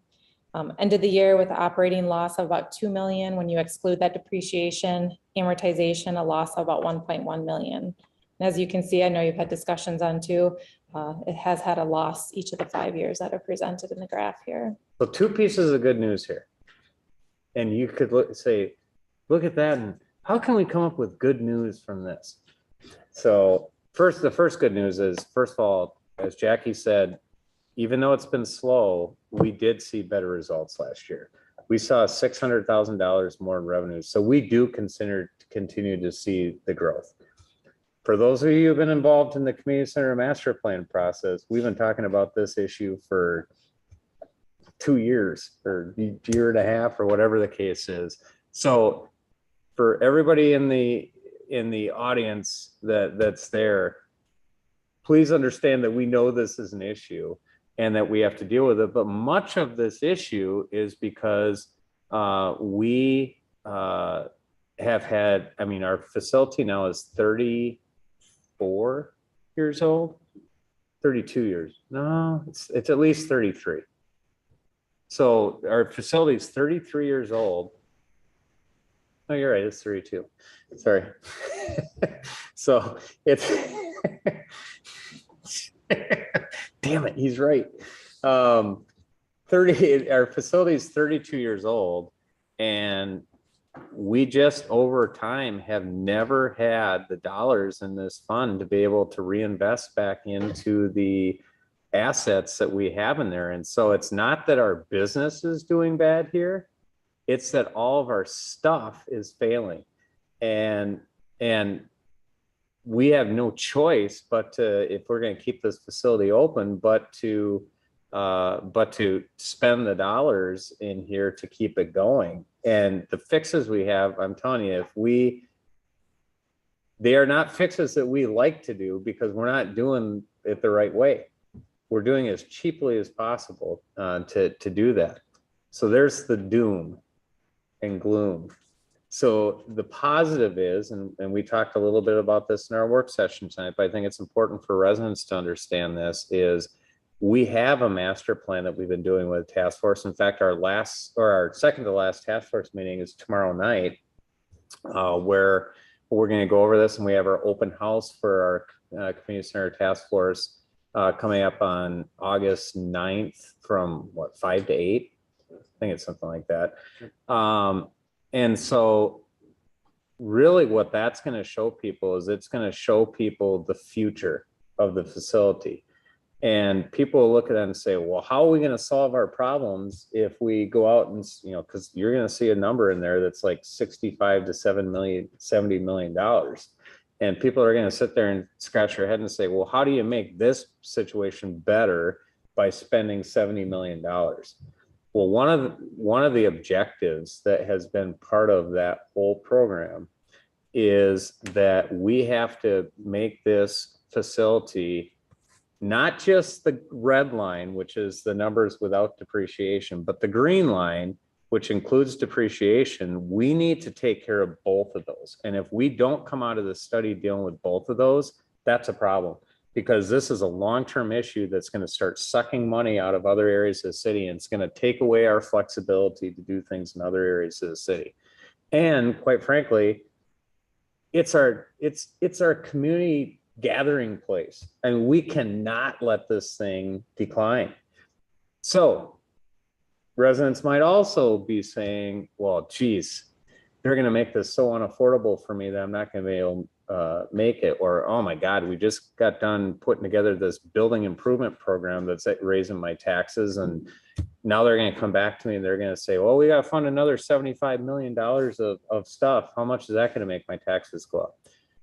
We do not have the details yet, but I can assure everybody that one of the solutions will not be increasing our taxes above our policy that we have now.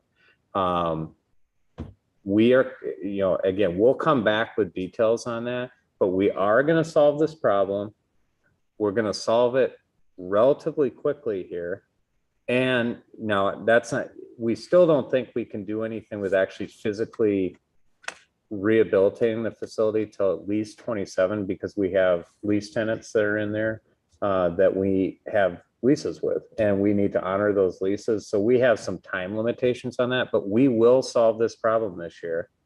And we're going to solve not only the immediate issue of dealing with how do we fund this $75 million, but we're also going to solve the issue of putting dollars back into this facility on an annual basis so that we don't have a great facility in year 1 and in year 20 it's the shittiest facility you've ever seen. He's counting up how many times I've swore in this meeting. We'll have to compare who has the right number. Might have to have an auditor look at it to see if our numbers match. That was my joke. See, But I want to reiterate again, the solution is not going to be just saying we need another $75 million. So we're going to raise $75 million in taxes. That is not the solution. So everybody who's concerned about that, I want to allay your fears. And I can confidently tell you now that we've done enough work that we do not need to go beyond where we're at now, utilizing our existing tax levy policy. So I've said it. If it doesn't work, you can come and kick me in the stomach, but I am confident it will work. And Jackie won't have to come back and feel like she's like betraying our trust by telling us each year how bad our community center looks. So this is a problem we're going to solve. And quite frankly, as you've seen through the rest of the slides, and you'll continue to see through the rest of the slides, this is the only major financial problem we have in the city. So if we address this and we do our buildings, we are in really good shape. So there's my soapbox. Great, moving on to the next slide then shows the operations of the curling center fund for the last 5 years. On the 22 year, you saw your operating revenue increase about 490,000. A lot of that is the fees in the curling leagues, as well as the increased event rentals in 22. If you're looking at that bar graph there, the operating revenues have gotten back to pre-COVID levels. I'm looking kind of 2019, comparing to that level. And our cash flow is positive. So that's a real positive. And I want to explain something, the difference between the expenditures in this fund compared to the revenues. One thing you have to keep in mind is that the debt service goes through this fund too.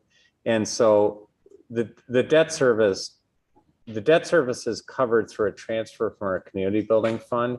So you really can't use, well, you can, but you shouldn't use that yellow bar to show the true financial viability of the curling center, because as you see, we increased by almost $100,000 in that fund last year, which again, as Jackie said, goes back to sort of those pre-COVID numbers.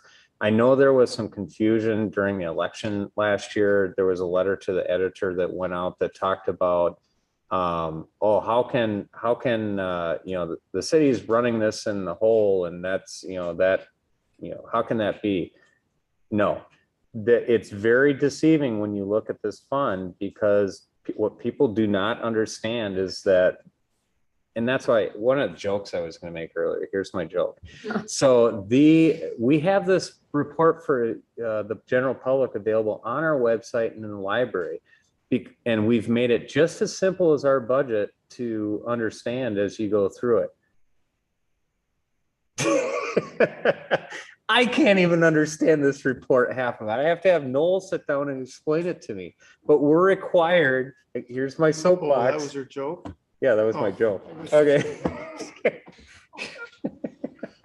I thought it was funny. Too much finance. But, But these reports are terrible to read for the average person. They can't understand a damn thing it says because they're not in English. No offense. But the to the other half of the people in the room. to the other half of the people in the room who are finance professionals, they are unreadable. It's not our fault. We're told by the federal government what we need to do and by the state government, and they're unreadable. Sorry, Jackie. You try your hardest. But I just wanted to make that point to say people have to be really careful when they're reading these reports to look at it and think they understand what it says. I would, anytime somebody wants to call me on my direct line, 952-227-7523, and wants to have a discussion about what those numbers really mean, I am happy to have that discussion because I would much rather our residents be educated and be fully understanding what's going on than to think they do and then go out and share false information with people, which just starts a rumor chain, and it's so difficult to manage that. So I'll make sure Kevin puts a post out on that too, to make sure that we make it clear to people, if you don't understand this stuff, please call us, because it creates confusion for everybody when people start to spread information. And this one's been that since it was built, right? I mean, we've heard it since it was built. Yes. And it's losing money. It's, yes. Because they look at this chart and it's like, oh my God, this thing's losing a lot of money. It's not losing money. I think not to go off on just a slight tangent, but I think part of the problem is that people look at this and say, I don't know what this is saying. They look at it and think they know what it's saying. Yes. That's more of the problem. Yeah. Well, and honestly, sometimes that person is me. And then Noel comes to me and says, Matt, you're completely wrong. But sit down, we need to be educated. So that's why it's so important to have people like this in an organization, because even though their theme song is wah wah, if we didn't have them in our organization, I wouldn't be able to read these reports. They are not readable by the general public. So I think that maybe there's a different conversation we have later or another time about this, but maybe when we put some of the stuff out, we have to put the reports out there for the public, but there's probably some additional narrative or something, we do that in the explanation. budget. Right. So, the budget if does, people right? read my budget report, trust me, I am not a writer. So it's going to be about as simpleton as possible. We try to explain this in the budget report, which is, I mean, you guys read it every year. It's probably 80 pages, but it's pretty simple. Right? Sure. Yeah, it's pretty simple. And so if we have to, by law, put this out. Yep. So we have no choice. But we try to make sure that when we're going through that budget process, that we have something that people can look at and actually say, okay, I can understand this. So just a plug in for people to, if you have questions, please call us. We'd much rather explain to you, even if it's things that I get calls like, oh crap, they found that out. Even if it's bad things, I don't care. I just want people to get the right information. It's super important. So there. Right, moving on to the next slide then, the last two enterprise operations. This shows the activity of the loop at I'm Chaska really Fund. upset at John, by the way, that he couldn't make money on a facility that hasn't opened yet. 2 years he's lost money on a facility that's not open. Do we have the right person? So as Matt said, the fund was closed, obviously for renovation. So you are just seeing some of those expenses. It's just the pension adjustment that gets booked or depreciation that gets reported through here. Just a side note on this. I was just told by John today that the state is 5 weeks behind on their plumbing permits. So you can imagine that that's going to have an impact on when we can actually open our facility. Don't we do plumbing reports? No, electric. Or plumbing, electric. The state does all that. Plumbing and electric? I didn't know Yes. electric. Yeah, the plumbing side too. You have like an operational club. Yeah, so I mean, we'll look at it and see, do we do something temporary? while it's going forward, but we just found this out like a couple days ago. But I at least want you guys to be aware that that could impact the opening date of that facility. So the message is here is if you have a $17 billion surplus, the last thing you want to do is staff your agencies at the right level, especially when you sit there and say, we want to encourage businesses to come into this state. And we really want to make sure that we take care of them. And then they get here and we tell them that your project's 6 months delayed because we can't process your permit. That is a shame.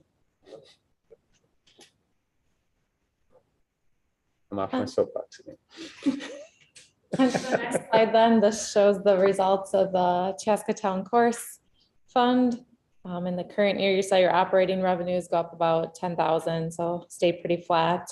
You did see operating expenses though increase just under 300,000. I believe there was some cart path maintenance expense in the current year, seeing those expenses go up. There's two things. There's cart path maintenance, but also keep in mind that we had to bring those Par 30 employees over to the town course during that time. We did not want to lay them off because that might be a short-term gain, but it's a long-term really bad solution. So we found things for them to do over there. And as you can see, we still made money at the course. Even though we could have made more, I thought it was really important that we don't lay off those people during that time period because it is so hard to get employees now. That would have been a really bad long-term decision. The last slide I have here, this summarizes that net position. We call these the government-wide financial statements. It's the full accrual financials in the front of your ACFR.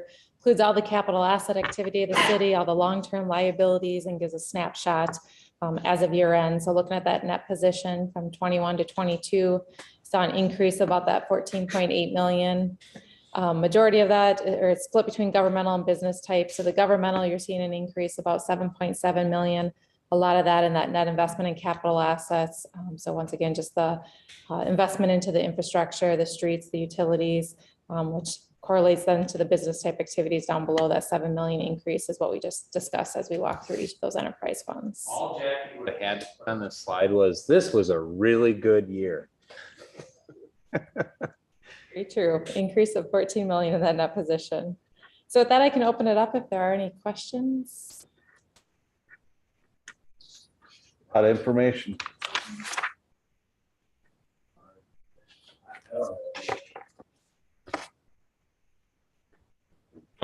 Thank you so much to Jackie. I mean, I sort of ribbed you a little bit, but honestly, I have never worked with, Bill was pretty good, but Bill's not as good as you. And you tell Bill that. I will. Okay. But you're a lot nicer. But Jackie, again, I've seen her grow in her career over the last 20 years, and it's just amazing to see where she's come from being an intern to where she is now. I can relate because I started here as an intern. So it's just so, it's rewarding not only to see your own employees that go through that, but to see people that in essence are an extension of our family here, that go and just really do good things for themselves. And she is the epitome of that. She is awesome at what she does, and I just really appreciate what you do. So thank you. Thank you. Thank you, Jack. So to wrap up here, a couple last points I wanted to highlight. Matt did foreshadow, and Mr. Mayor, you received a press release earlier this year from the Government Finance Officers Association. Each year, the city submits our ACFR to a award program by GFOA, referred to as the Certificate of Achievement Program. The benefit to us is not just the award, but the process that the ACFR will go through, because it's reviewed by 3 different reviewers. 2 of them are from other states across the country, and then an internal reviewer with GFOA. So each year they review this report to make sure it's in compliance with GASB requirements, as well as some of the additional reporting requirements that GFOA expects in an ACFR. For example, the statistical section, that is not a GASB requirement, but one that is a requirement of the certificate program to provide that 10-year history so that analysts have the data to be able to do the evaluations of the city. So there's a benefit to the city to participate, to get that feedback. We get those comments every year. And it helps us, particularly when we're implementing new GASB pronouncements, to get that feedback. With Minnesota GFOA, all of the cities that participate share their comments each year at a meeting, and then the responses to those comments to understand why they were generated or reviewed. And so it helps us and all the other entities in Minnesota with their financial reporting. The last report we submitted was for 2021. That was awarded the certificate. So in our report is the certificate for the prior year. It's valid for 1 year.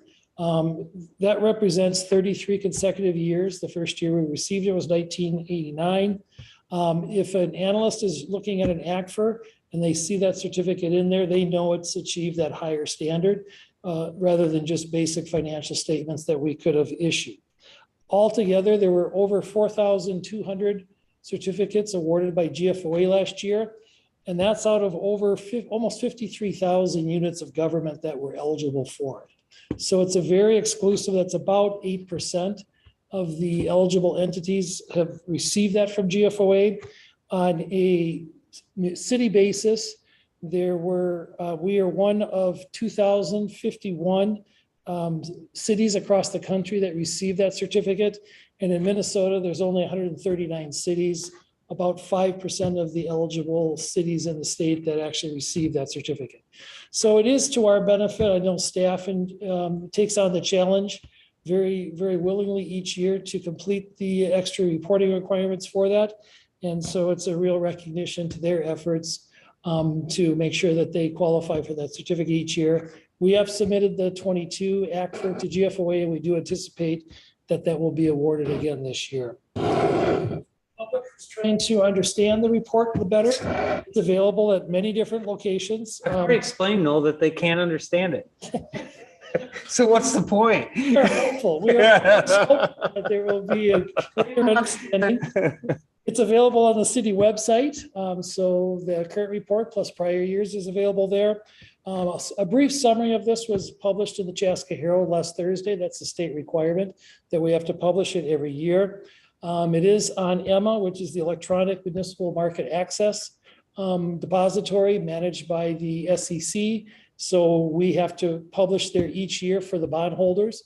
That's the central depository that they know to go find the information. So it's a real good source. We participate in the GFOA certificate program, and they also provide a link to 3 years of history on their website. So someone who goes there can find the information from the last 3 years very easily, as well as we provide a document to the Chaska Library. And of course, that report and all the other financial reports from the audit are available here at City Hall, available for public inspection, or be happy to sit down and have a discussion with anybody at any time to go through those reports. So the last thing I wanted to highlight then is really from page 7 of the report. This is the acknowledgement section. With us tonight is Lisa Nelson, our controller. Wave so they know who we are. She's one of our new employees. We have Matt Burt, who is our accountant too. And then You know, his dad used to be a city administrator too. Me and him get along really well. just so you know, that was not a black mark against him being hired. Oh, okay. And then the third person I want to acknowledge is Aaron Barnum, our accounting supervisor. Lisa, Aaron, and Matt together worked on this as a team this year to bring the financial operations, the audit, and the ACFR to completion. So special recognition to all of them for their extra individual efforts, as well as everybody in the finance department, administrative services department, which includes IT and utility billing in addition to the finance area. And we can't do this alone. This is a group effort with all of the department heads and budget managers across the city. Especially Matt Clark. Matt Clark played a very significant role with the federal audit requirements. Know anything about finance, and he gets drug into this torture chamber every year. We scheduled an entire week with him to be available for the auditors in May to do. So we get like 5 minutes of interview. He has to sit through it for a week. It's like the worst week of his life.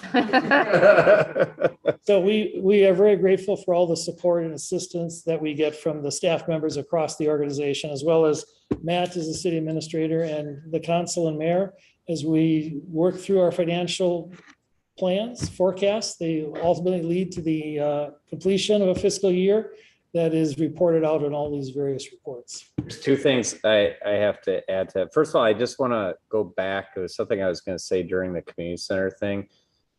I want to give big kudos to the whole Park and Rec staff, but especially Marshall. Can you imagine how terrible it'd be coming into a position and being able to show for your first 5 years of results? Well, guys, I've lost you $2 million a year. I think I'm doing a pretty good job. I feel so bad for Marshall because you guys saw the operations actually went up last year, and that not all recreation facilities in the state have seen that kind of recovery since COVID. So they've done a fantastic job. They've allowed us, they've been getting Band-Aids out and everything they can to keep that facility going and keeping costs down as much as possible, so that we don't go down so far though, so that nobody wants to come into the facility, and still seeing increased revenue. And yet all he has to show for it is a $2 million loss. That is not his fault. That is everybody here's fault that has occurred. And so I just want Noel to know, no, not Noel. I don't care about you. I want Marshall and his staff to know, don't hang your heads low. You guys have done an absolutely fantastic job at what you've done. And you have been able to keep that thing rolling through very difficult times. At the same time, most every piece of mechanical equipment in that building has failed. So without them, we would be in significantly worse shape than we are right now. And so you can't, I get concerned about it. I get concerned about a resident looking at this report and saying, holy moly, you guys should fire him. He must be just doing terrible. And don't think that Marshall doesn't think that. And I just feel terrible for him, and he shouldn't feel terrible. Marshall is the best park and rec director in the entire metro area, bar none, period. And so, so any residents out there that think there's something that Marshall's doing wrong, you're wrong. And people just need to know that. Second thing is that Noel has been here since 1987, and he just told me that he's retiring. Oh, no, I'm just kidding. Mark can't take any more. No, Noel's been here since 1987. 1988, which is also the first. Hired in 87.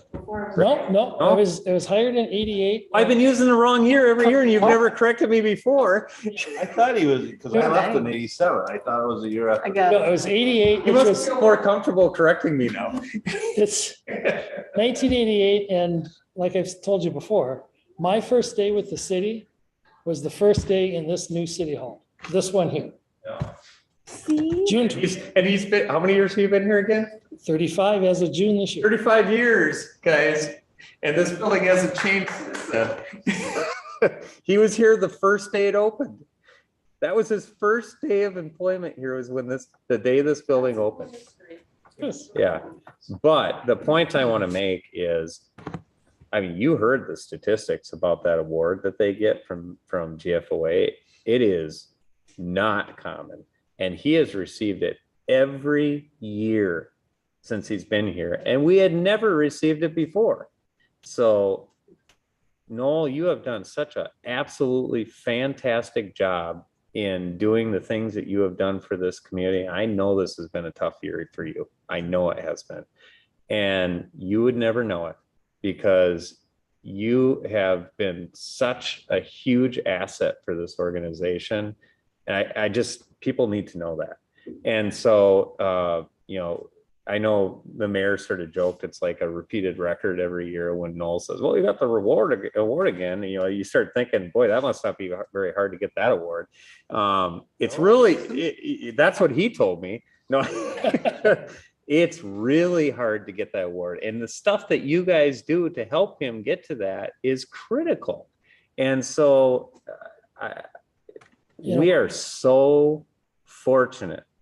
I am so fortunate that every day the department head group that we have right now is fantastic. They are, and I'm not saying anything about where people came from the past. They had different circumstances. I didn't work with them as much, those types of things. But in my career, I have never worked with a group of people that are as good as this group and are as dedicated as this group and have the community interest in mind more than anything. And it crushes them when they have to come back to you guys and tell you bad news. Crushes them. It crushes me. And it's just, I just can't say enough for what they do for our community. I mean, for those of us who live in town, we all get to be the beneficiaries of that. We get to be the beneficiaries of the work that they put in. And my family gets to be the beneficiaries of the work that they put in.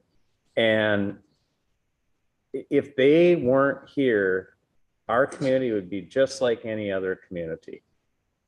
And not that other communities are bad, but this place is great. And it's because of the efforts, and Noel, I just need to recognize you for that. So thank you. It's much appreciated, but please know this is a great team to work with, both in the department as well as the leadership group too at the department head level. So it's a great organization to be a part of.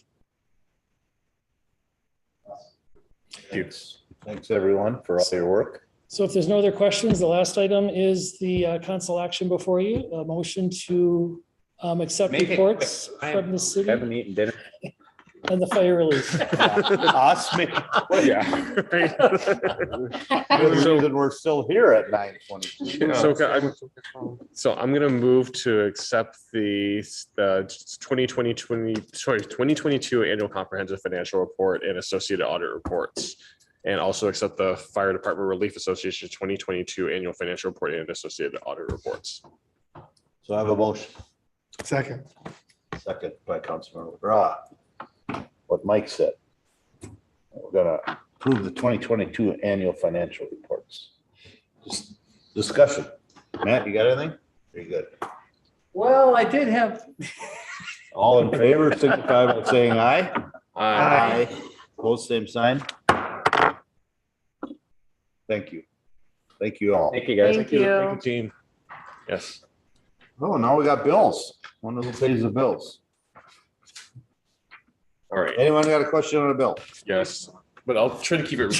I had 5, but I'll keep them. I'll go as quick as I can. Page 4. There's an item from Bolton and Mink. It was a Circle the Brick Trail, which this was intended to be the loop. This is the trail that we extend from the tunnel going out to the LRT trail. Okay. We call it Circle the Brick, just so people understand why we call it Circle the Brick. It actually creates a 5K loop in downtown Chaska that is served on the south end by underneath the bridge and on the north end by the obviously the tunnel. So we can hold a whole 5K race in downtown Chaska without ever having to cross the road. And I know people say, well, with the bridge floods. Brian's actually looking at that. And I think there's some things that we might be able to do that get it up high enough that we don't have to worry about that flooding again. So I'll let Brian. By the river? Yeah. Oh, cool. I'll let Brian sort of talk about that in the future, but that's why we call it Circle the Brick. Gotcha. Is that happening this year or is that next year? Well, this year, the tunnel in this section will go in, but next, All the way to the creek? no. Next summer is when the whole rest of it will get built. And I get to know a lot about this. yeah, well, she's already getting questions about it because people are like, what the hell are these easement stakes doing in my yard? So the reason I hadn't shared it with you guys is we haven't even got a plan together yet, but people are starting to talk about it. So Downtowners are on it. well, I guess, man, I was like shocked that they even knew what was going on. That was pretty good investigative work, but that's going to happen next summer. I hope early, not September, because if we build this tunnel, it has to have a trail to go to, or we'll just But why? get it in the February documents to go to bid. You were just praising everybody and now you're like being really demanding. Oh, I'm just saying, He's confident. do not wait till He's- September. He's confident in our ability to, I'll tell Matt that tomorrow and see if he cries, just like Noel was crying tonight. All right, Mike. So let's see, page 8, there's an item for code 4 services. That's for the squads. So the question is that what's the current rotation for the vehicle rotation schedule for the So it was sort of mentioned a little Yeah. bit during the audit report with the lease. So we've changed over to leasing our cars. And the reason we did is because first of all, there's a supply chain issue. Yeah. Second of all, we found that it's significantly more cost effective. It costs a little bit more on the front end for us to do this. But what this means is that once we're in this program, we don't have to continue to budget over and over for replacement type of stuff. We just keep the same number in the budget as an operational expense, and we make sure that we get new police cars. So it doesn't increase. In fact, it'll decrease the cost of the city, and we'll end up getting new cars more often. Yeah. So, but it's still more of a just trying to understand from a fleet composition. We had like something like Yeah, you said 22, yeah. and like, so how many, so we are replacing like 1/5 of them each year? No, or all of them. All of them. So all of them basically just rotated out. Yep, each year. everything has been Nice. rotated out, but there's an initial upfront cost to get everything set up. Okay. And if you ask people whether it's working good right now, you'd get mixed responses, but I'm convinced that the reason that we've had some challenges with it is because of the supply issues. And I think the supply issues that we're running into with leasing are significantly less than the supply issues we'd run into if we tried to do this ourselves. We are not experts on buying cars. Well, except for Mark Belmore. He's pretty good. Gotcha. Okay, so on page 15, we have an item for jail Tice for repairs to seat walls. What is that and what's that for? You probably know this. It's gotta be an insurance claim somewhere in there. Yeah, I think there's been some damage at the seat walls over here near the curling center. Okay. And so it's just repair of those. Okay. They've been Oh, hit or that's- damaged over time. Yeah. Well, it's probably the ones that got damaged that they just did in the intersection. Right. there, Yep. That those are usually traffic caused, and this is probably, we pay it and it goes out via insurance center. Insurance pays Wow. it back. Yeah. If they catch Yes. it. Yeah. Most of the time, our insurance company will turn around to the driver of that vehicle and try to make them responsible for it. But it's amazing how the correlation between people who don't have insurance and people who get in car crashes. There's this, we tend to find that the people who destroy our stuff don't have insurance. And so a lot of times our insurance still pays for it, but you'd like to be able to see that the person who's responsible for it pays for it, but that's often not the case. So we end up just taking the cost. Yep. Well, our insurance Or insurance does, yeah. But our insurance we're self-insured, so we have a high deductible, so we are paying for it, but we budget those costs. That's good. On page 16, there's an item for JT Services of Minnesota. There was like 2 line items that it showed like an STLT standard 23-foot black something. What is that?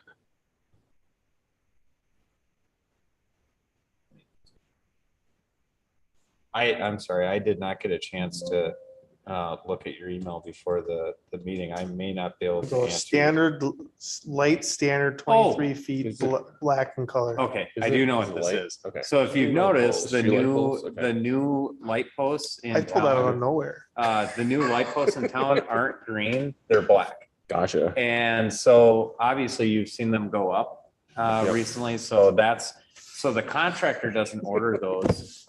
We actually install those ourselves because Okay. we have to maintain them long-term. And so Yeah. we want to make sure that we're doing them the way that we want to Gotcha. do them. So these are basic supplies for the light poles themselves. Yep. Gotcha. Yep. And then the last one here is page 16, LNS Electric.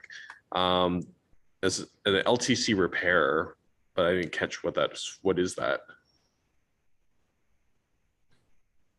Didn't mean to tell me. Yeah. I don't, I don't, I don't, I don't know. I don't know Wait, that let one. me, do you have it on? Sorry, there? what was it? What? Is on page 16, LNS Electric. It's just this one right here. MRS LTC repair. Oh, That's the brilliant one. Hey, try it. It's good. I don't know. I'm gonna have to find Okay. out. Yeah. I it's will kinda- though. Okay. Outside that, it's not, That's it. so well, that's the only, those are my questions. All right, anyone else have any questions? I'm hungry. Yes. Motion to pay the bills? So moved. Motion by Councilmember Wong, Second. second by Councilmember Grau to pay the bills. Discussion. Hearing none, Elise, we call roll. Member Hatfield? Yes. Councilmember Hubbard? Yes. Councilmember Wong? Aye. McGraw? Aye. And Chanel? Yes. All right, brings us to other business. Councilmember Grau, I'm gonna keep it simple tonight. I don't have anything. Hey, good report.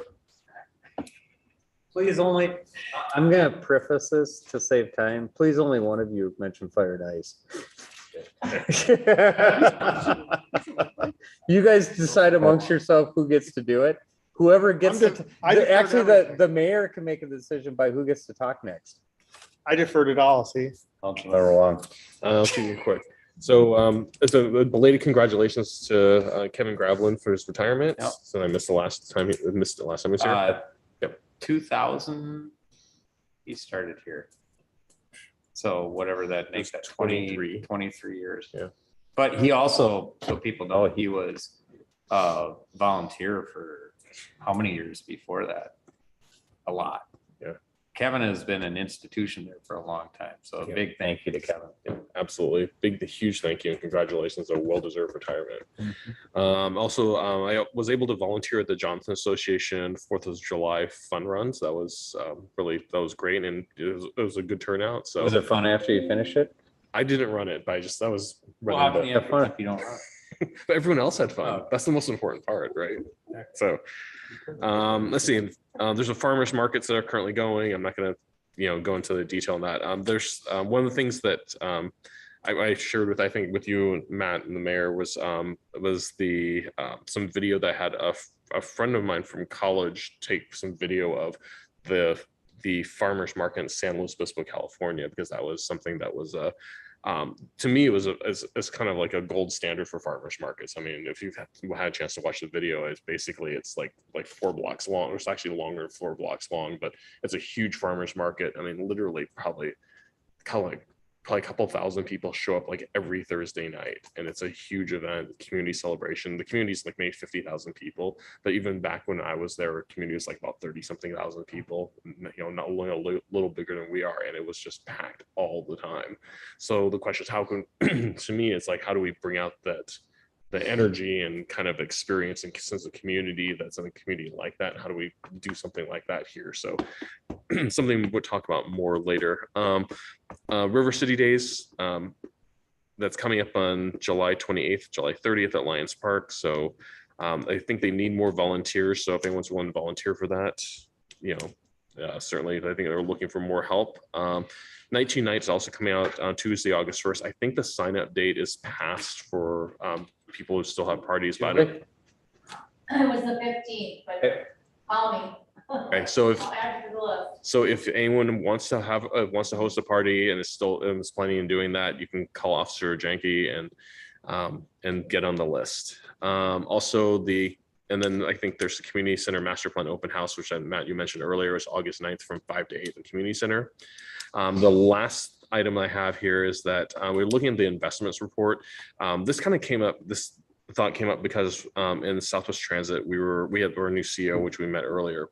One of the things that he was looking at was that the CD rates we were looking at for some of our investments was below the current market rates for CDs, and said, well, can we do better? And by like shifting around some funds from different CDs, he's able to get a substantial increase. Was like, Michaela was it 400,000 or something like that was able to get in terms of just moving around a few $1 million. So the question is that, are there opportunities that we have? And, I know that some of it we're like, are kind of locked in because of the type of bonds we use and things like that. Well, we actively are always doing that. We're always doing. We're always doing that. So we're not looking at that just once in a while. Okay. These guys are looking at it very regularly. And the way that we do that is through our relationship with Baker Tilly. Okay. So we actually, when we hire Baker Tilly, we tell them, you need to come back to us when these types of things pop up as opportunities, including like refinance. So, okay, you can make a little bit more money on investment, but on a debt service payment, that's huge. And so we give them a list of the things that we want them to come back to us, because quite frankly, they're the experts. And it's great that you guys are doing the Southwest Transit. We don't have the expertise on staff to be able to just, or time on staff to be able to do it ourselves. And so that's why we've contracted with Baker Tilly, but it also makes sure we don't miss those opportunities. Okay, sounds good. Because I think it's one of those things where, especially when like interest rates are going up, we take advantage of it. And admittedly, we're also limited by the fact that we're a public, government agent entity. Well, So, but we should be maximizing what we do. for what it is we can do, we should 100% agree. So that's kind of where that question was coming from. So it sounds like we are. Yeah. So, okay, great. And that is all I've got. So thank you. Thank you. You're up. The only thing I have is, and shout out to Officer Julie over in the corner, because my son attended the not fire, oh my gosh, no, safety camp. Fire camp. The fire. Don't tell the police officers that. It was a couple of weeks ago. It was 2 days. There were 120 kids that had signed up for it. And they were divided into different groups, and they got to do so much cool stuff, like unbelievable cool stuff. And my son told me all about it. Don't want to spoil any surprises, won't go into too many details, but he got to, the favorite part was a helicopter. She's smiling over there like, yep, that's usually, but Did they actually take people up in it this time? No, everybody got to go crawl in it, sit in it, and they took the time. If I came up, would they take me on a ride? been in a helicopter. Oh, yeah. I grew up with one of my best friends. His dad owns Scott's Helicopter Service that does all the mosquito control. So I got to ride in helicopters all the time. But no, it was such a great experience for him. He was just so fascinated by all the different activities. So I just want to say a huge thank you, since Officer Julie's sitting in this room, to you to organize it, but also like a huge thank you. It looked like there were a lot of the officers and CSOs that were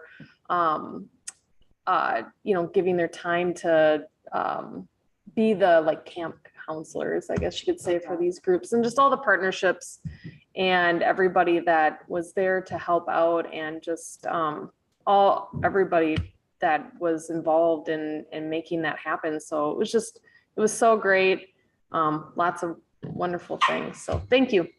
Otherwise, just on a side note, I think this chair is broken because I've been sinking down as the meetings happen. That chair's been doing that for as long as I've been here. So suck it up. Yeah, maybe. No, we'll take. I've never experienced this with this chair. No, it's actually. Truth. No. Oh, yes. Truth be told, I don't know who's going to own up to this, but that used to be Kevin Ringwald's chair, and he loved his chair like that. And so slowly make him feel I don't know, but we always thought it was funny when we could take that chair and go shift it in with another council member to see if they notice that the chair was different. So what you should do with that chair is you should move it right back to where it came from. Okay. And since that's where Nate sits, I'm thinking to myself that maybe Nate did it. Maybe. Yeah. So just move it right back here. Move it right back there, exchange it, and you'll get your seat back. All right. Sounds like a plan. Can't wait to see the. Anyways, Thank you. Things you don't know. Yes. So lots of things. Sorry, I'll be that one. If you want to hang out with the police, you have a lot of opportunities over the next few days. Tomorrow is Free Easy Pop Tuesday and Splash Pad, so you can go do that. The cadets will be there handing out freezies at the fire department. Wait, right? The fire department? Yep. Okay, good. So you can go see the cadets for this year and get a freezy pop. So that's nice. And then Wednesday is squad car story time at Lions Park, which was mentioned earlier. Thursday, there's several opportunities. I don't know how you're doing all of this in a day, but there's coffee with the cop at 9 a.m. at the South Caribou. There's a food distribution at the old Gedney factory at noon. There's the picnic with police at 5 o'clock. So don't eat dinner. You can go eat for free, win prizes, all sorts of things down at Veterans Park. So lots of ways to hang out with the police department this week, and you should do all of them. So that's Don't that. require you breaking the law. Right. None of those require you to break the law. to hang Oh, out. is that how you hang with the? No, I'd never hang out with the police department that way. I'm just saying, there's, someone might want to hang out there. And there's Bark in the Park coming up from 6 to 8. So those are all things. I think, and ended up that nobody talked about Fire and Ice, but I just wanted to say. Oh, there's one more person. Okay. Jeez, all I'm gonna say about it is Don't thank you. make us listen to this twice, Michaela. I'm not gonna. Okay. Southwest Transit, thank you for partnering and getting people down here for that. So that was nice. Been on there. And then I think that was. I think that's it. rushed. Feel really rushed. How he wants to go. Just wait. Downtown Chaska updates. So actually ladies night this Thursday at Carver Junk Company. They're gonna have some fun things to do. So go downtown. It's been a really nice weather summer, which is great for everyone, but the businesses are feeling that. So go eat, go shop. Please go down there. And while you're down there, you can see everything that's been happening, including seating and sod by the bridge that's now open. New curbs going in and sidewalks going in from 1st to 3rd, all sorts of things. So like south of 3rd is really coming together nicely. And if you've been up, you've seen 61 and it all looks amazing. So go check it out and then go eat somewhere and buy You things. get to share the really good news, though. Which one? I put my bi-weekly. Oh, but I don't know if I want to say that. Is it going to happen? Yeah, of course. Is it about that we're going to open it more? Yeah. Okay, so so because things are progressing well south of 3rd Street, that's south of No, south of 4th Street. 4th Street, that's it. That will likely open a lot sooner than the fall time period. And then just the last 2 blocks will get finished, 3 blocks. No, 2. 2, I can count. So basically between 4th and 61, that section, we can't speed that up because the tunnel. And so that's going to be what it is. But we're pretty certain that we can open from 4th Street all the way through the project and everything else, which basically opens all but 2 blocks. We don't know exactly the timing on it, but what I've been telling people is generally 2 months early, which if we were supposed to end on November 1st and you back up 2 months from November 1st, that would put it at maybe a little before September, maybe a little before Labor Day. That'll be very exciting, but also like there's brick going in. If you haven't gone across the bridge, I recommend doing that. It looks so different down there. Also, thank you to the police department for all the work they were doing, turning trucks around. I got lots of pictures about that. Saw pictures on social media. So that is a big undertaking to make sure that we don't have trucks coming through our residential areas. So, okay, now that's it. Thank you. Yeah. Good report. Thanks. Police, No. Christoph, your first opportunity. Oh, before he goes, I've already recruited him for our trivia team, Taylor and Mike. Oh, Nice. He works Nice. now strategically. This is really good because Mike Melkert and his team always beat us. Mhm. So Yes. now we brought somebody from the inside in for our trivia team who's much smarter than Mike. And Is that it? At Shram every Tuesday night has trivia. You're not invited. But you can't, because then Yeah, you, you can't come because we break I our, don't- It's open meeting. it's open meeting law, so you can't come. Not allowed. And that's the only reason you can't come. Unless you're in a different team. I didn't even ask. Because you probably have a lot better things to be doing. Ouch. Sorry. I don't have any, Perfect. Mayor. What about you? Good report, thanks. I know I do have two things I need to share.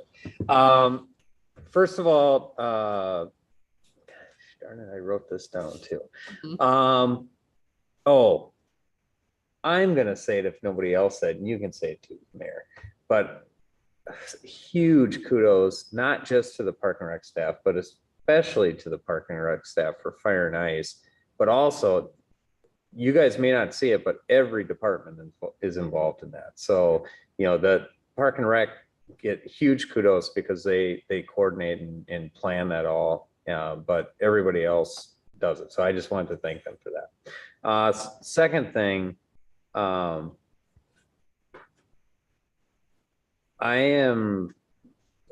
was shocked when I heard about the news out of Fargo with the police officer death. And quite frankly, the thing, I mean, you sort of become immune to hearing some of that stuff, but what you don't become immune to is seeing that 4 officers were involved in that, and witnesses are saying that they were ambushed. And first of all, just heart goes out to the family. That officer had only been there for 3 months or 3 weeks. 3 weeks. Yep. And was a 23-year-old kid. And a veteran. Yep. And a veteran. Yep. And it's one thing, it's never good, but it's one thing if an officer is always going into a situation like you know, pulling over somebody in a car, and you have no clue who's behind that door and what they're going to do. And things can happen quick, and sometimes they do. But when you have people lead you into an ambush and slaughter you because they want to, is unbelievable. And my heart goes out to the entire police community because it's BS. They shouldn't have to deal with this. I mean, they do so much to serve our community, and to have people ambush them is just beyond belief. So I thought it was important to mention that. Yeah, how do I follow that? Yeah, I mean, that's hard for me to fathom what's going on with that stuff. How we've lost that sense of life, how people can take people's lives and don't think anything of it. It's just bizarre. And then police officers beside, or firefighters or whatever. They shot at firefighters too. Luckily they missed, but just sad. All right, I'll try to get through mine here. I had an opportunity to meet with Tom Emmer, our state representative, Lise, myself. and Nate, congressional representative. It's a good meeting. I don't know that we accomplished a lot other than getting to know one another. Relationships matter. Relations matter, is absolutely. You did a good job with that. So, went well. Then the next day, Fishing with Friends had their veterans event out at Howard's Point. Last year they had 14 veterans show up. For this year they had 52 show up. Oh. And one of the homes actually had a COVID incident, so one of the homes out of Minneapolis couldn't come with. So it was pretty awesome. They had 6 pontoons out with them. And again, it was a gorgeous day. And our very own Kevin went out, even though this event was held in Sherwood. Sherwood, yeah. Our very own Kevin went out and ran the whole sound system for him, so they wouldn't have to pay for it. So, But we also found out a good friend, Carl Lacey, that served on planning planning, and Planning. he actually, I think he was on park board before that too, wasn't he?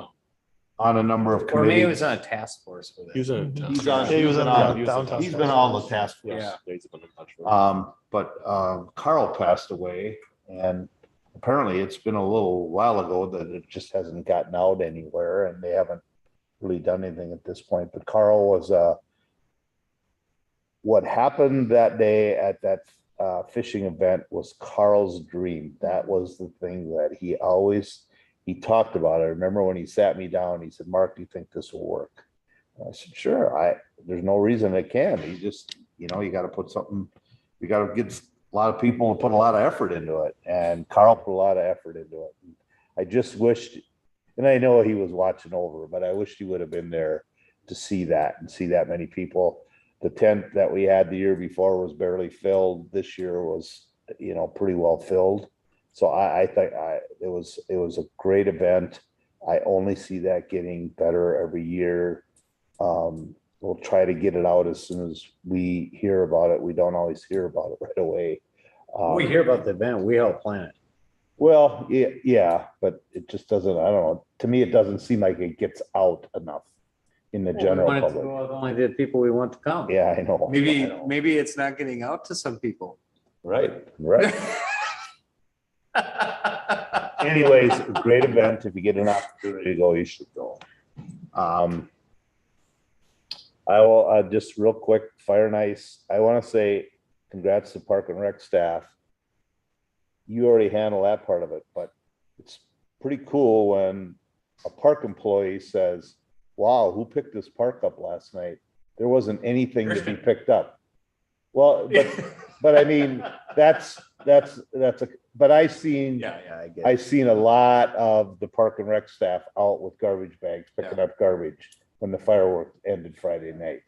And so kudos to those. I mean, they put in a long day and it was a long weekend for them. So thanks to those. And if you didn't see the fireworks Friday night, and for sure Saturday night, you missed it, because they probably were the best fireworks I think I've ever seen. Phenomenal. The bands were great. The crowds were great.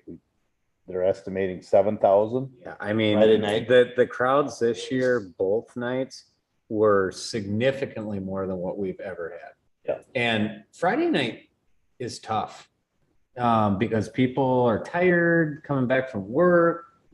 Kids are tired. It's Friday night has traditionally been really tough to get more than half that park filled. There was as many, if not more, people on Friday night as there was on Saturday. They're pretty close between both nights, but that to me was really impressive. So, great event. Again, you can't ask for any better weather than we had, so that helps things out too. 4th of July fireworks were great. Big crowds again. Unfortunately, it rained right after the kiddie parade and kind of chased a lot of people away from the Jonathan celebration. So Poor Elise had to sit there and make a determination of whether or not we were going to have fireworks or not. Good I choice. was gone. it never rained that night. Well, but I was gone. Right. And so she had to make the decision. I'm just like, well, it's nice here. I was in Wisconsin. It was nice there. So. But no, it went off good. Boy, they were a little late last year, but they were promptly 10 o'clock this year. So that's good. By the way, Elise does all that setup of the All the fireworks? She And- wires it all and everything? Everything. Oh, But Don't know about. She is a woman Viral. of many skills. But here's something that people, I think, might find interesting. So is it fair? I mean, the 4th of July show is nice, but it's nothing like down here. Right. well, it's because you can get the low stuff. You can't do that for major fireworks. Yep. And like I tell everybody, when you're at Fireman's Park for those fireworks, you have to get to the water. Because so many things happen on the water that if you're not at the water, you don't see that. Yep. And you have to get to the water. There was a lot of stuff on the water this Saturday night they said they had 4 I mean, different times that went to the A water. couple times. Yeah, it was. Yeah, that one started shooting close to the crowd. I was a little worried too. But I have a story. that's the thing. If you're ever at fireworks, you gotta go to the water to see it. But how much, Elise, did the Fourth of July show cost? That one is $12,000. How much did both nights of Fire and Ice cost? Combined, it's $10,000 or $11,000.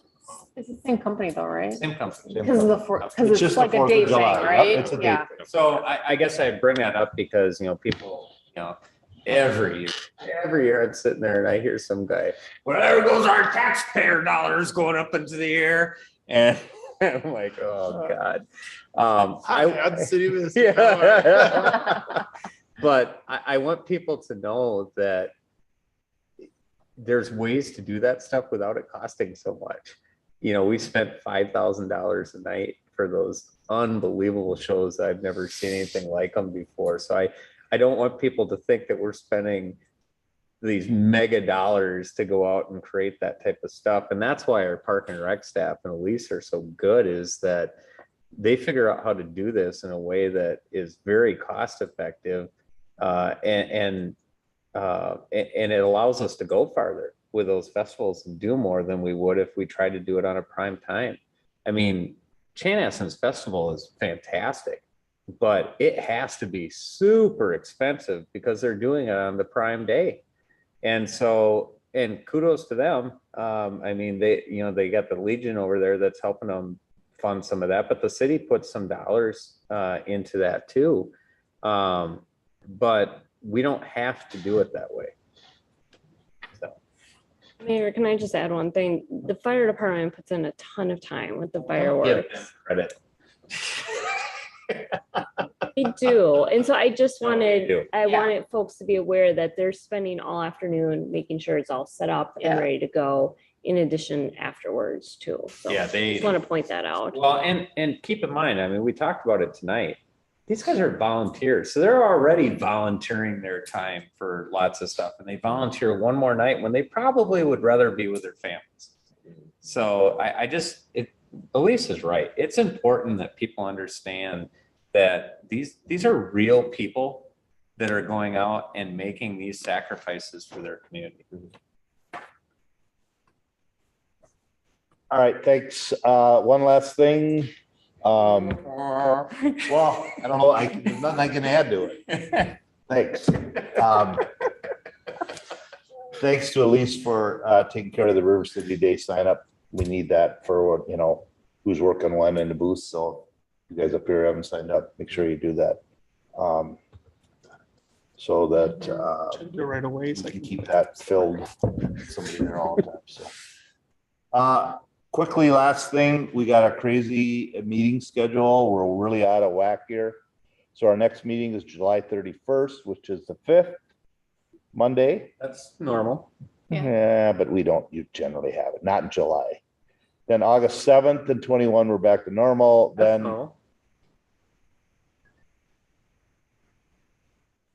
Then September isn't normal. September 11th and the 18th. 18th is normal. Motion to adjourn. Okay. Like, why did you say it before? Well, because I kind of said motion. you I made made it. You can do it, you just never know. So you have I do it sometimes. 2 seconds. So we have a motion and a second to adjourn. All in favor, signify by saying aye. Aye. Opposed? No, Matt, I'm not taking it. Have a good night, everyone. Thank you. I'm hungry.